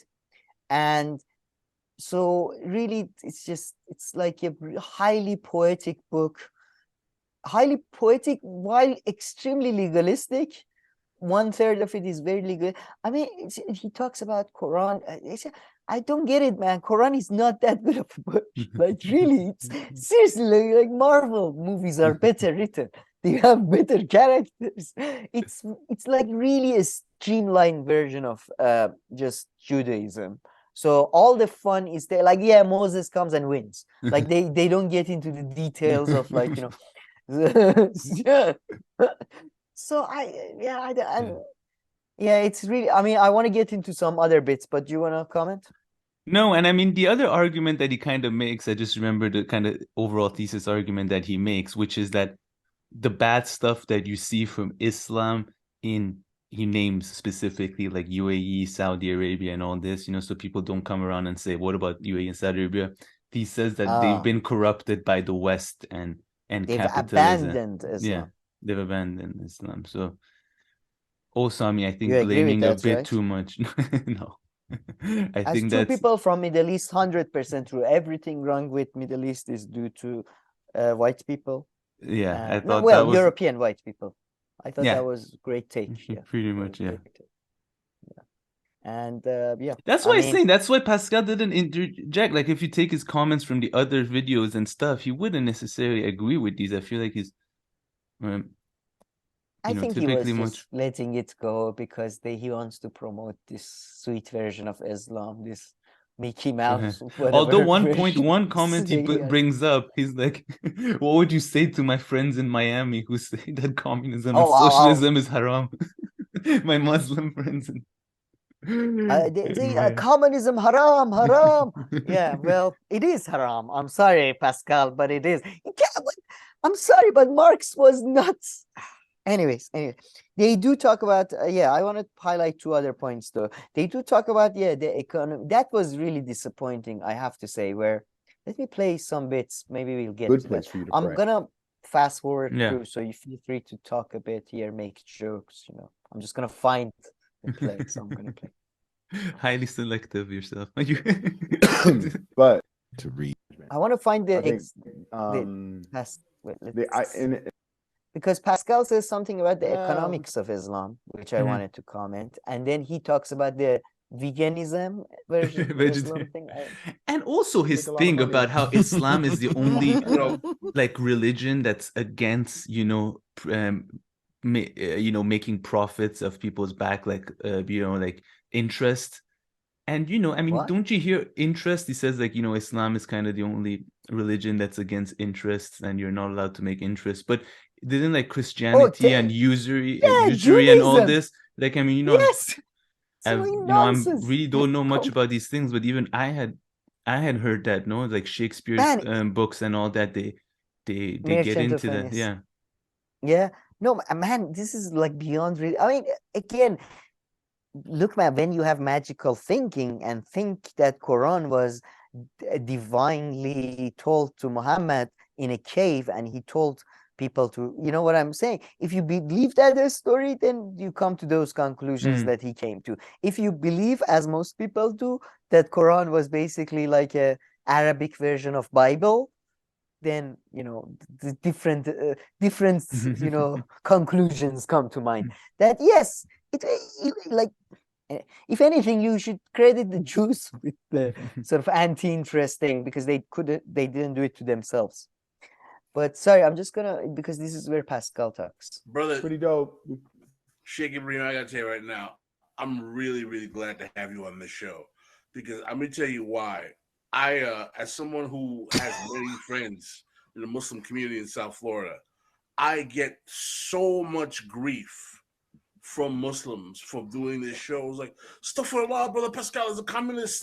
Communism is haram. Communism is haram, brother. Blah blah blah. I'm like, what about the interest on your house, brother? What about the fact that you got a 401(c)(3), or what about the fact that your 401k has all this? You're buying cigarettes with your money. I mean, it's really ridiculous to me that when you look at the actual economic models that existed in the early times of Islam, according to the Quran and the Sunnah of the Prophet Muhammad, how Muslims today who are completely invested in the capitalist world system don't realize that according to Islamic Sharia, Islamic law, there is a cap on the percentage of profit you can make. You cannot make more than 33% profit on any endeavor. All natural resources are owned by the state. There is a waqf or trust that is required to be provided for the care of people if they have no income or wealth. Healthcare is provided. Islam, as an economic model within the time of the Prophet Muhammad, was clearly at best a socialist economic system. But yet Muslims have been so adapted to believing that capitalism is the way they go, maybe it's because they're buying into a Saudi Arabian narrative of Islam. When you talk about issues like we do on this show, it's like, brother, this is haram. How can you do this? I'd like you to speak to that, please. Man, but I mean, that's so unfair. That's 1,500 years ago. I'm pretty sure any country that you take, of course, it was different, and they had different models, and it was viewed differently. Like, I mean, they kind of go back in time and prescribe everything that was good back then to Islam, whereas, it was just like the systems that were in place. It was 1,500 years ago. So, things were different. Yes. Of course, that's true, that things were different, and you shouldn't bring, in my view, it's somewhat wrong to bring in, like the morality or, but we can use modern day tools to analyze the past, and let's do that. And let's look at Islam. First of all, the early years of Islam, this is ridiculous. Like, that's, again, what happens with a lot of people in academia. They get theoretically, I feel like, I told you, theoretical brains or whatever. Theory brains. Theory brain, I like that. We don't really have. We don't. Well, come on. I love Pascal. I just disagree with this. He's my favorite commentator right now. I just disagree with this one thing, that this is beyond viewing Islam with a rose-tinted glasses. Islam is first of all, for the first 400 years of Islam, there are very little first 200 years, sorry, yeah, until Osman, the Caliphate Osman. Until Caliphate Osman, we have very little to no historical records of what was happening within the sort of Arabic thing. We don't have. I think there is only one contemporary mention of Muhammad, and that's even sort of disputed by an Armenian historian, if I'm not mistaken. There was a big debate in 70s and 80s. It's been sort of gotten let go of, that even maybe these are not even real characters, real historical characters. They might be. This is not mainstream. This is, but it's academic. It's part of academic view. So you can't just talk about a historical period where we have very little historical records of, relying on the fantasies of basically the fans of that movement. Like Quran is not a historical record. Quran has a lot of nonsense in it, like not nonsense as in fantastical stories, like Zeus, Hercules, that type of stories. It has a lot of that type of stories. It's not like what we're gonna take. And by the way, in the same Quran, that all the things was mentioned about Waqf and the cap on the percentage. 1/3 of like Quran is about the like a slavery laws, like what you can, what can you do with your slave and what you can't do. So is that ownership of human beings? Was that like something that you could say was socialist? I mean, I don't know. Perhaps you could. And then let's actually look at the historical narratives that we have from the Hadith and Quran, which is Muhammad himself was a trader. He was married to Khadija. Khadija was one of the richest women at the time in Arabia. Arabia, they were overwhelmingly traders. They were surrounded by the Persian Empire on the east and the Roman Empire on the west, and they were down there, and they would usually rely on trade from Indian Ocean to Europe or vice versa, or from Persia to make money. What we see with Islam, actually, we see the fighting between Persians and Romans, tiring each other out, weakening each other to the point of basically chaos. And then in many ways you could argue, it could be argued that Muhammad Islamic revolution was engineered by Abu Bakr, the first Caliph, and Khadija and the elite, the merchant elite. Muhammad was the guy who used to basically run he was the manager. He didn't have the cash. He was the manager of the thing.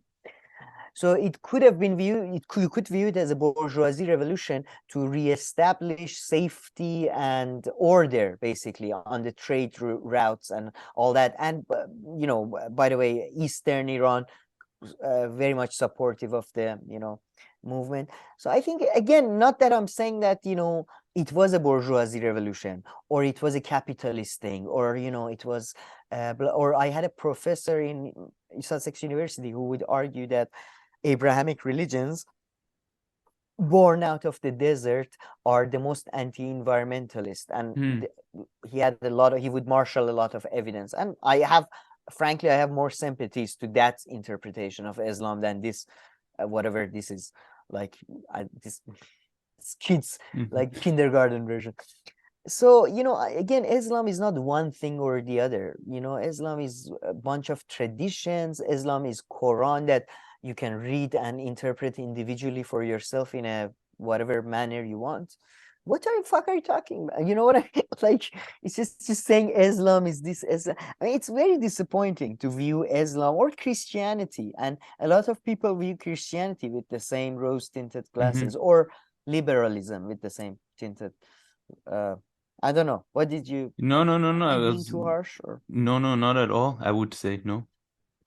I would, by the way, highly recommend people check out articles on Iranica with CA at the end, about land reforms in Iran during different. I'm sorry, but you can't just say like 14th century Islamic states. I mean, like basically what Pascal is arguing is that if you go to Quran and Hadith, the original Islam was a socialist thing. But that is speculative at best, I think. You know, you can't ignore the fact that we've had like 1,400 years of capitalist Islamic states. Yeah. It's just, I mean, I guess, well, that's the thing. They won't agree with that. They say capitalism started in the 17th century in Europe. Yeah, but I mean, before that, yeah. Yeah, if you take capitalism now, yeah. Do you take any position on any of this? No, I mean, I totally agree. You're just you're just actually like, you know, sharing things that would be my position, except I don't know any of these things and I can't formulate them, but I'm totally on your side. If you ever debating them, I'll sit there quietly and support you, cheering them. I agree with this guy. It's always Sunny Dennis thing that just sort of really creepily sort of massage me from on my Sam, shoulder. don't Yes, forget Sam, the it's third argument, okay? Well, don't forget the third. don't mention waqf and tabayyur. and by yeah, anyways. But yeah, this what is fun. was Let's I- watch a little bit more so it gives you some more Oh yeah, I material want to to. react to. I want to. Yeah, I want to watch a bit of his environmental stuff. So I might skip through if we don't, because sorry, food stuff about Prophet Muhammad. He had some really inside information of. I don't think Khadija herself knew this shit about Prophet Muhammad. I mean, there is a fundamental problem with socialism and communism.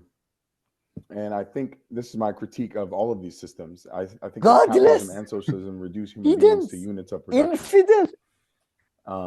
That you're defined by what you can make or create or destroy. I think with a revealed system like Islam, or even any of the other systems like Buddhism, where you have enlightenment is the goal, and where you annihilate yourself is the goal. The value you place on a person within Islam, it's their understanding of themselves and their relationship to the creator of the universe. Within a tradition like Buddhism or Hinduism, it's your ability to transcend this reality, and you're closer to that ability to do that means that you are a better person, that you are a higher value, or you're better than the next person who may not be able to do that. Can so I you think pause the for a second? fundamental problem with the man-made systems like socialism, capitalism, man-made systems. We'll come back to that for a second. But I'm glad that he brought up like Buddhism, or he said Buddhism and something else, Hinduism, which again shows these kind of good things that you find in one religion, or you know, one way of thinking. You can find them in other ones too, you know. And same thing for the bad thing, right? So like environmentalism itself, of course, has these views because it's environmentalism, but also like so many other ones. So kind of him bringing those examples into the thing, I find kind of undermined him, because it kind of shows that you can be saying what he's saying about like most religions and, you know, most ways of thinking and your interpretation of it. Yeah, it seems he doesn't understand the concept of poetry, which is you know, bring, or arts in many ways, that bring you can read what you want into it. And but again, he's whatever, man, he's funny and he's a good guy, he seems like a very nice guy and all that, but it's disappointing to see Marxist and I'll highlight some real, like I show you why I find this funny, because by the way, these are people, and I'm I have high amounts of respect for these people, but they make fun of Jordan Peterson. Yeah, okay, yeah, he's very funny, a stupid book, but I'm sorry, but Quran is better. Is Quran better than 12 Rules for Life? Is it really? Be honest with yourself. You might say it's more influential in the literature of, you know, Arabic culture and all that, but it's a better book. By the way, the comment is about this exact older? part that I mentioned, 30th minute. So if you scroll down, the guy like takes issue with his definition of socialism and communism. Your buddy. Right there. Your buddy. It's not Cam, you're using a fake account for So sure. it's the last comment exactly. Not a very persuasive argument here with very softball questions. I thought this show had a material basis. Shots fired. This guy is just repeating Catholic distribution. it's a feudal system which had serious problems. I'm pretty sure the Talmud had laws regarding land. What's next? You're going to bring on some Chesterton Belloc scholar? I have no idea who are these. Of course, these systems were more environmentally friendly than capitalism. It would be anachronistic if they weren't. That doesn't mean we should all regress back to a flawed feudal system instead of a progressive one. Does this guy even have any expertise outside of Islam? And by the way, can you have expertise? I guess you can.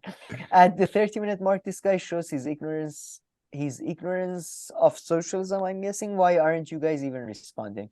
Because I guess, to be fair to them, I mean, there is no response to this, you know. Like at the same like what I mean, I spent all my youth arguing with these people, and they are kind of nice people. They're doing, and in the end, I've become in many ways, I guess, conservative and cynical. I don't think religion can be.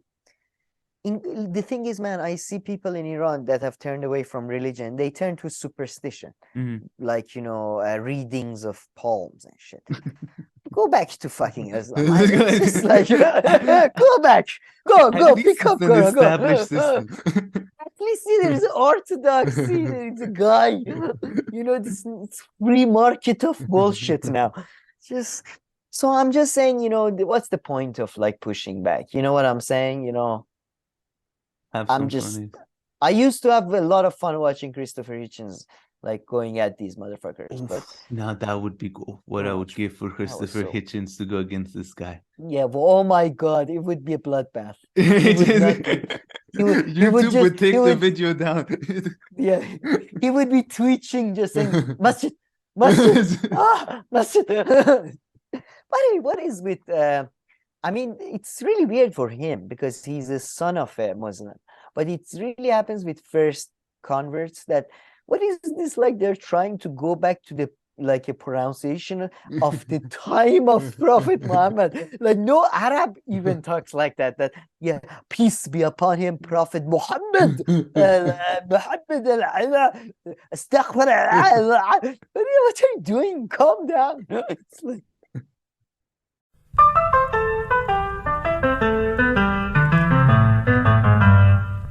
All right, sorry about that, but I think Sam also used this little opportunity to find our favorite segments. But so we must say we are highly selective. That was Gabriel. That was Angel Gabriel intervened to censor me making fun of these guys. But no, have you noticed though? Am I wrong about this accent thing that so many people convert to Islam? You see, I remember like Pakistanis or like, you know, like that were born in UK or Indians that were born in UK that were Muslim, and they couldn't speak like, you know, Indian or you know, Urdu or Arabic or anything, but they see me and suddenly they would say Assalamu alaikum. Calm down. just say hello. It's okay, calm down. I believe you. I think when they saw the original they would freak out. Oh, this is the original. Yeah, I mean, in general, in other areas too, I think people just take these things with pronunciation too seriously. Like, stupid example, but like in the MMA and UFC, there are people from all over the world, and then the commentators and stuff and others are so focused on pronouncing this persons properly. They give up. You can say the name however it is in the way that you speak. You know. I don't go around telling people, call me Komyor. You have to call me Komyor. And speaking English, you can call me Kamyor. You're French, Kamyor. I don't know how the others go. Yeah, I know.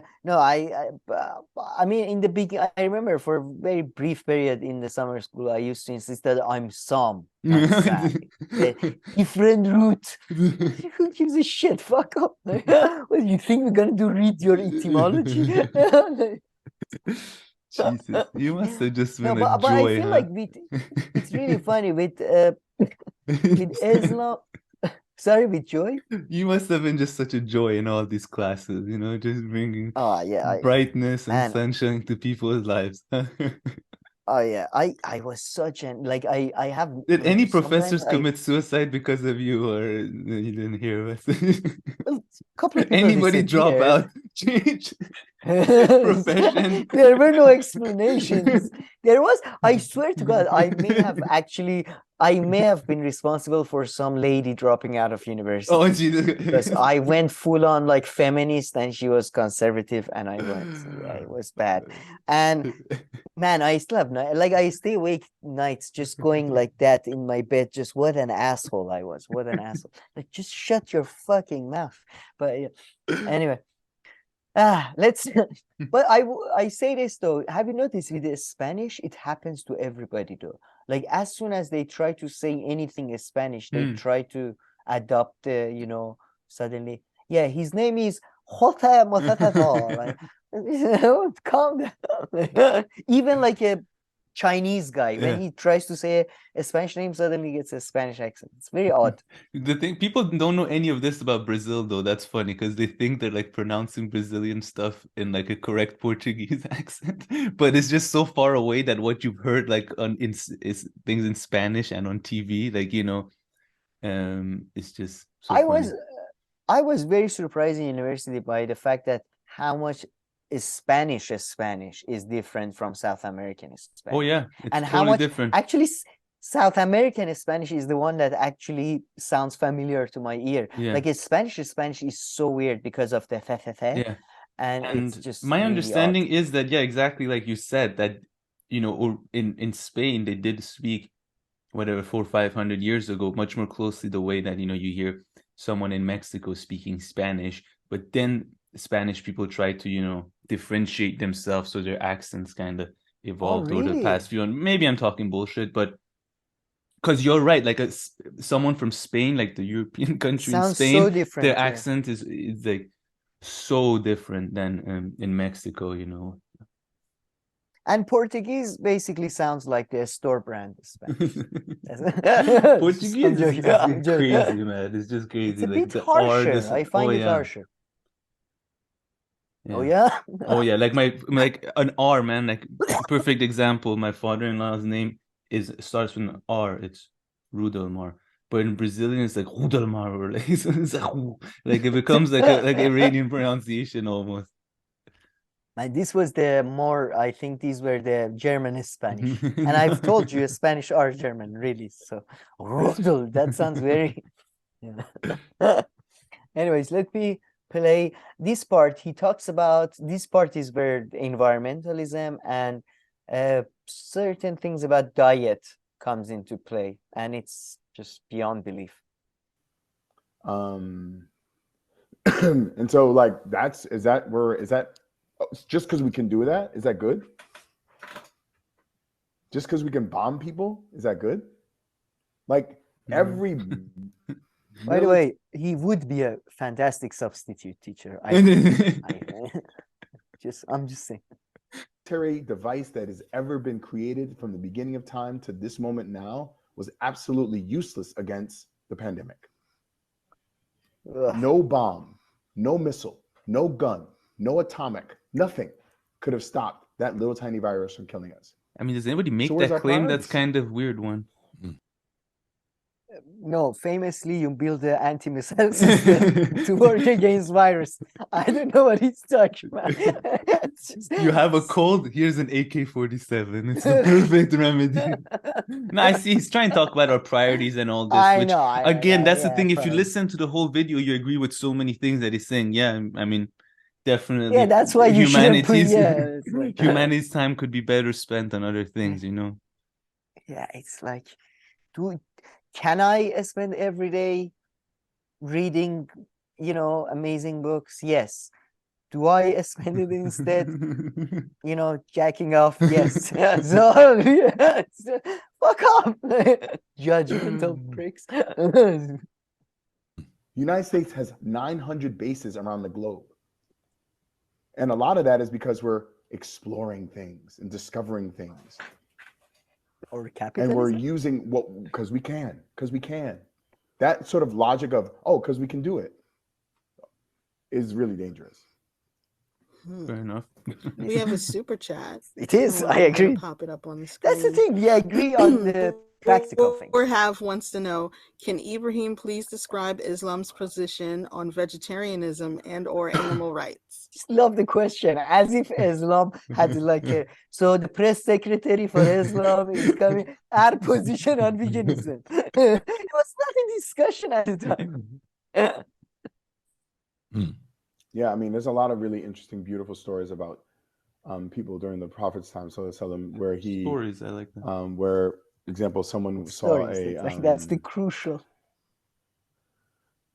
someone fed a dirty old dog some water out of their shoe Why and their from a shoe? well, and it was understood that Were person there was shoes even really? I mean, people were paradise, saying go to heaven, just demonstrating that we should taking care of animals, basic idea. The By the way, Prophet, peace and dogs. blessings. Just the fact that he mentioned dogs, because Prophet Muhammad famously loved cats. That's what they say. And dogs are they're hated in Islam. Famously, like in all Abrahamic religion, not fans of dogs. You know, violent. Yeah, and it again. Why do you think all of what you can think of it as some supernatural thing, or maybe because they lived in a desert? You know, and they weren't, sheep herders like Europeans and Iranians. So they didn't develop such a love for dogs, and cats clean after themselves. Like, it's just beyond. Blessings be upon him. He did not eat meat inside of his home. That's that's like those people who like quit drinking, I only drink like on at the the bar, weekends. like, or just Yeah, my dad only smokes when he drinks. Only. But he was invited to a restaurant once, and they offered chicken, and he was hungry, so the chicken was really delicious. Man, it's comical, this part. I'm sorry. I mean, he didn't eat inside of his. He would go to his neighbor's house. His wife banned it. He was on a very strict diet because of his heart problem. He wasn't allowed a steak, so he would sneak to the neighbor's house to have a bit of a meat. What's he talking about? Not eat. Who confirmed this? I like to know. What are the references? Yeah, this story about the dog getting all the way to. I mean, if you tell like two people the same story, it changes. Now this dog story with the shoe. This has to be one of the most far-fetched stories I've ever heard. I couldn't tell you about yesterday in such detail.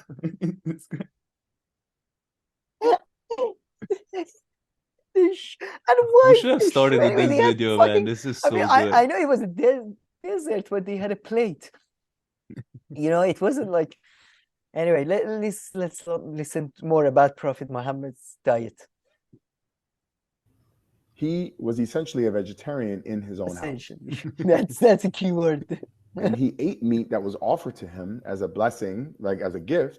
That's how you got it. No, it's a gift, honey. It's a gift. This cake you see, it's a gift. It's not gonna go towards my diabetes, is it?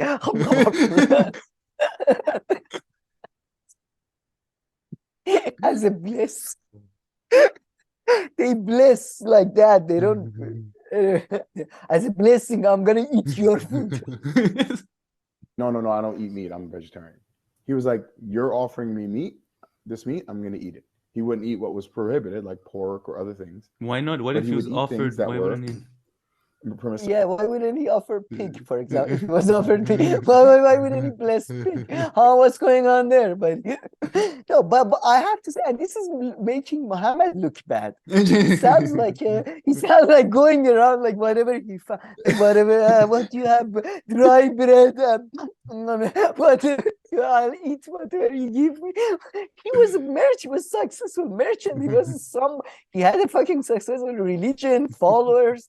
What do you mean he would eat whatever he was offered? Really selling Muhammad short. And he would eat them in that context. But he's sorry. So that's an important thing for us. I think the way that Muslims ate and traditionally Muslims eat is that you don't eat a lot of meat, right? So your understanding of like which Muslims are we talking about now? Because has he I heard don't know of if you're kebab familiar or with no? 80 million Turks. There is about 40 other million Turks in Iran. Hello. And now he's gonna go about, back in the day. Let's listen to him. Oh, okay. Yeah, good point. There's a lot of intention that goes into slaughtering an animal and how it's raised and how it's treated, right? You don't want to treat your animal bad and then you don't want to shock it with electricity. You don't want to shoot it in the head. There's a certain process to it, which is very similar to like Native American or even Mongolian. Native American. Exactly. So yes, you're talking. No, but he's talking about how things happened in the past. Yes, before things could be done at such a mass scale. I mean, I can go find you any European farmer. They will say the exact same thing, and they do that.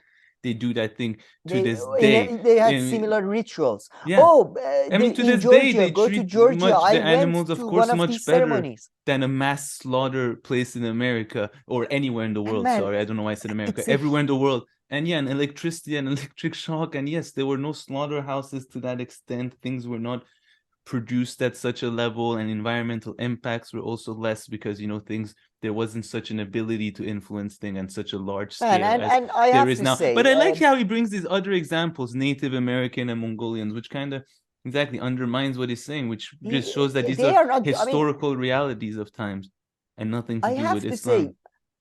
Here you mentioned that he brings in Native American, Mongolian spiritual things, and this is why I have to side with extremist Muslims a bit here, because in a way these people are not Muslim, man. They're pantheists. They are, Baha'i. They are sort of, God, everything is God. All the good things are God. All the bad things are bad.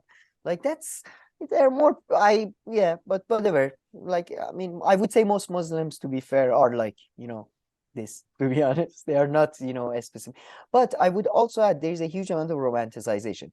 When I was very young, number of times, twice, I've been part of the ceremony of a slaughtering of the sheep for the because if you go to Mecca, which my grandparents had gone, you have to slaughter a sheep and give the meat away to the poor, blah blah blah, right?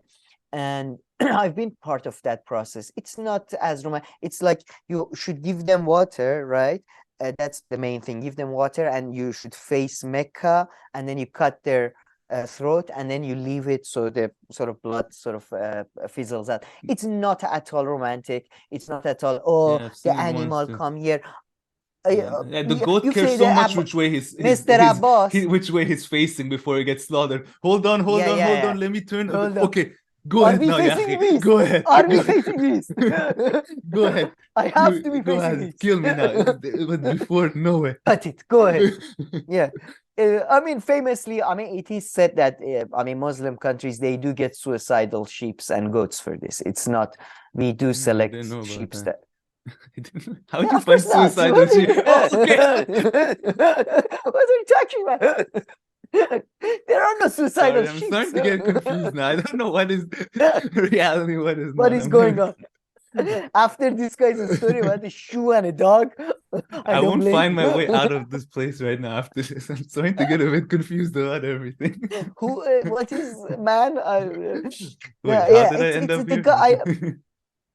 I remember it vividly. It was like Mr. Abbas, or Abbas Agha, as I like to call him, and his stooges, and this baby poor sheep or whatever, like lamb thingy, and they were like, they drink the water. They drink the water. I'm not thirsty. I've been drinking water. I'm completely. The sheep's face into the water, and then they take the sheep's head, forcing it to face a certain direction, and then cutting his throat, blood splattering. Oh, what a lovely, how respectful to the animal's family that was. I mean, what are you talking about? And shooting in person, there's no way that's better than getting shot in the head. Getting shot in the head is probably the best and frankly, way to go. It does, if anything, to be honest, this used to be the line that religious apologists used to go for, that that the fact that you have to leave the sheep or whatever animals, the blood goes out. It was about health. That used to be their go-to. Now that veganism and vegetarianism has become popular, now their go-to is, it was very humane. It was sweet. We hanged out with the sheep. You got to know the sheep before you kill. The sheep got to retire for a couple of years, go to southern France. Nonsense. It's just, these people are unbelievable, man. It's just, yeah, it's, I think, but I mean, I don't know. It's really funny though, but I find it funny that people who can be critical of Christianity, or in this video, for example, Pascal is critical of how Martin Luther King and the elites in 1960, there has been too much made of them and their achievements, while in fact a lot of achievements of civil rights was due to international factors, right? That's the argument Pascal making against Jeff Kennedy. And but then when it comes to Muhammad, he's not idolized. No. He was perfectly balancedly viewed by history. Yeah. Play a bit more. See what he says. Oh yeah. And sort of get just to the reverence and the respect for the animal as part of this larger web of life, and that you're part of it is with them. So there's like so that's that. I will say there's an argument right now, not a religious argument, but an environmental argument that's rooted in our faith to being a vegetarian today. But I wouldn't go so far as to say that I think that we should eat a lot less meat, dramatically less. And we should know where our animal comes from. And we should have a relationship with the land where that animal comes from. And that should be the framework that you should operate upon. Completely agree. Just not related to Islam. And that is the halal Islamic, like tell you the framework around how animals are treated is built into the faith. So that's another aspect of it that I think is relevant. Pascal, do you want to add something to that? Yeah, I wanted to ask a question about the role of Tata, purification, the use of wudu, and its importance to the Muslim and the Muslim body, and how that relates to environmental concerns as well. Tahara is basically baptism, like similar, like water. I think no, I mean, like, is he referring to the process? Before praying in Islam, you have to. I think different body Tahara parts Arabic for ghusl, which is it's putting some water, like clean a bit your hand before you're gonna do some yoga. That's all this is. Like, they pretend it's so complicated. Tahara. I'm gonna put a special name on it. But let me double check. Maybe Tahara is a specific, because from Sunni to Shia, these things have different names. I'm gonna play. And I think Pascal didn't really say much on the vegetarianism stuff. Every faith has some kind of water ritual. So I think that there's something. By the way, really there's powerful. a good joke going, old joke in Iran, that, they always say that Prophet Muhammad lived a very simple life. He only ate dates and drank milk. And it's really funny. There's a joke going around. People are saying that, well, what you're talking about, like, what other drinks were available at the time? Milk was the most luxury. It was either water or milk. Like, he was having milk. So there were no vitamin waters. Oxygenated. It doesn't have extra oxygen. that hadn't been invented. Oh, Tahara. Okay, Tahara is it comes from Taharat, Pakizagi. Cleanliness, as in all the systems, all the rituals. It's for example, in Islam, you like the hand you use, I think, to clean your ass or whatever is specified, I believe. So it's not just what we talk about, which is the ghusl bit, which you do before yoga, but also about the toilet behavior, about the all that. For example, man, it's so funny. You go to some houses in Iran and toilet is in a really weird angle. Like, it's like that because you're not, if you're Muslim, you're not allowed to, like, your toilet shouldn't face certain angles or something. It's really about that. It's not too much you can say. I think one of the things that's important. Even he's like, what you want, Pascal? Come on, man. How is this made to do? Is that you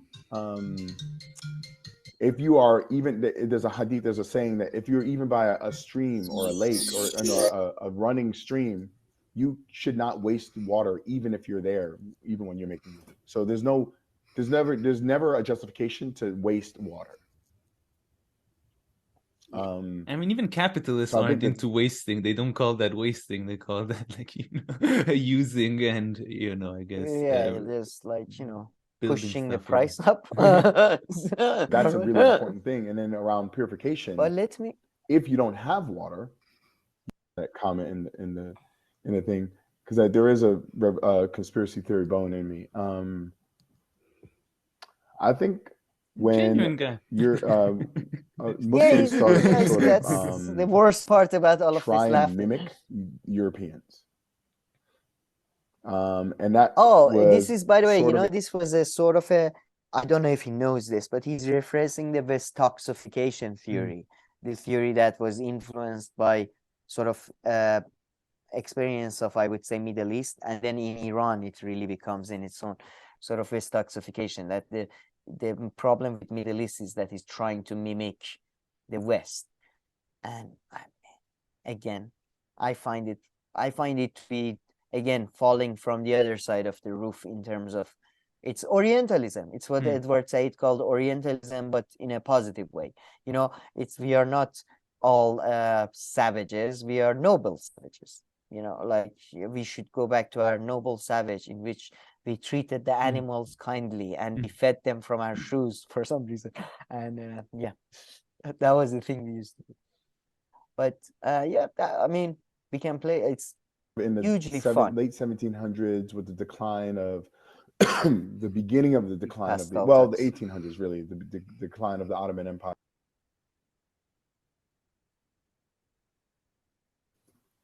You hate me, so most likely I'm gonna be with someone who doesn't hate me.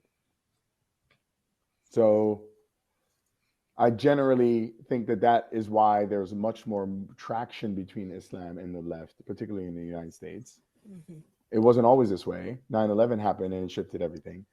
Because before 9/11, it was much more leaning into the compassionate conservatism of George W. Bush. It's so weird that he's right about everything. So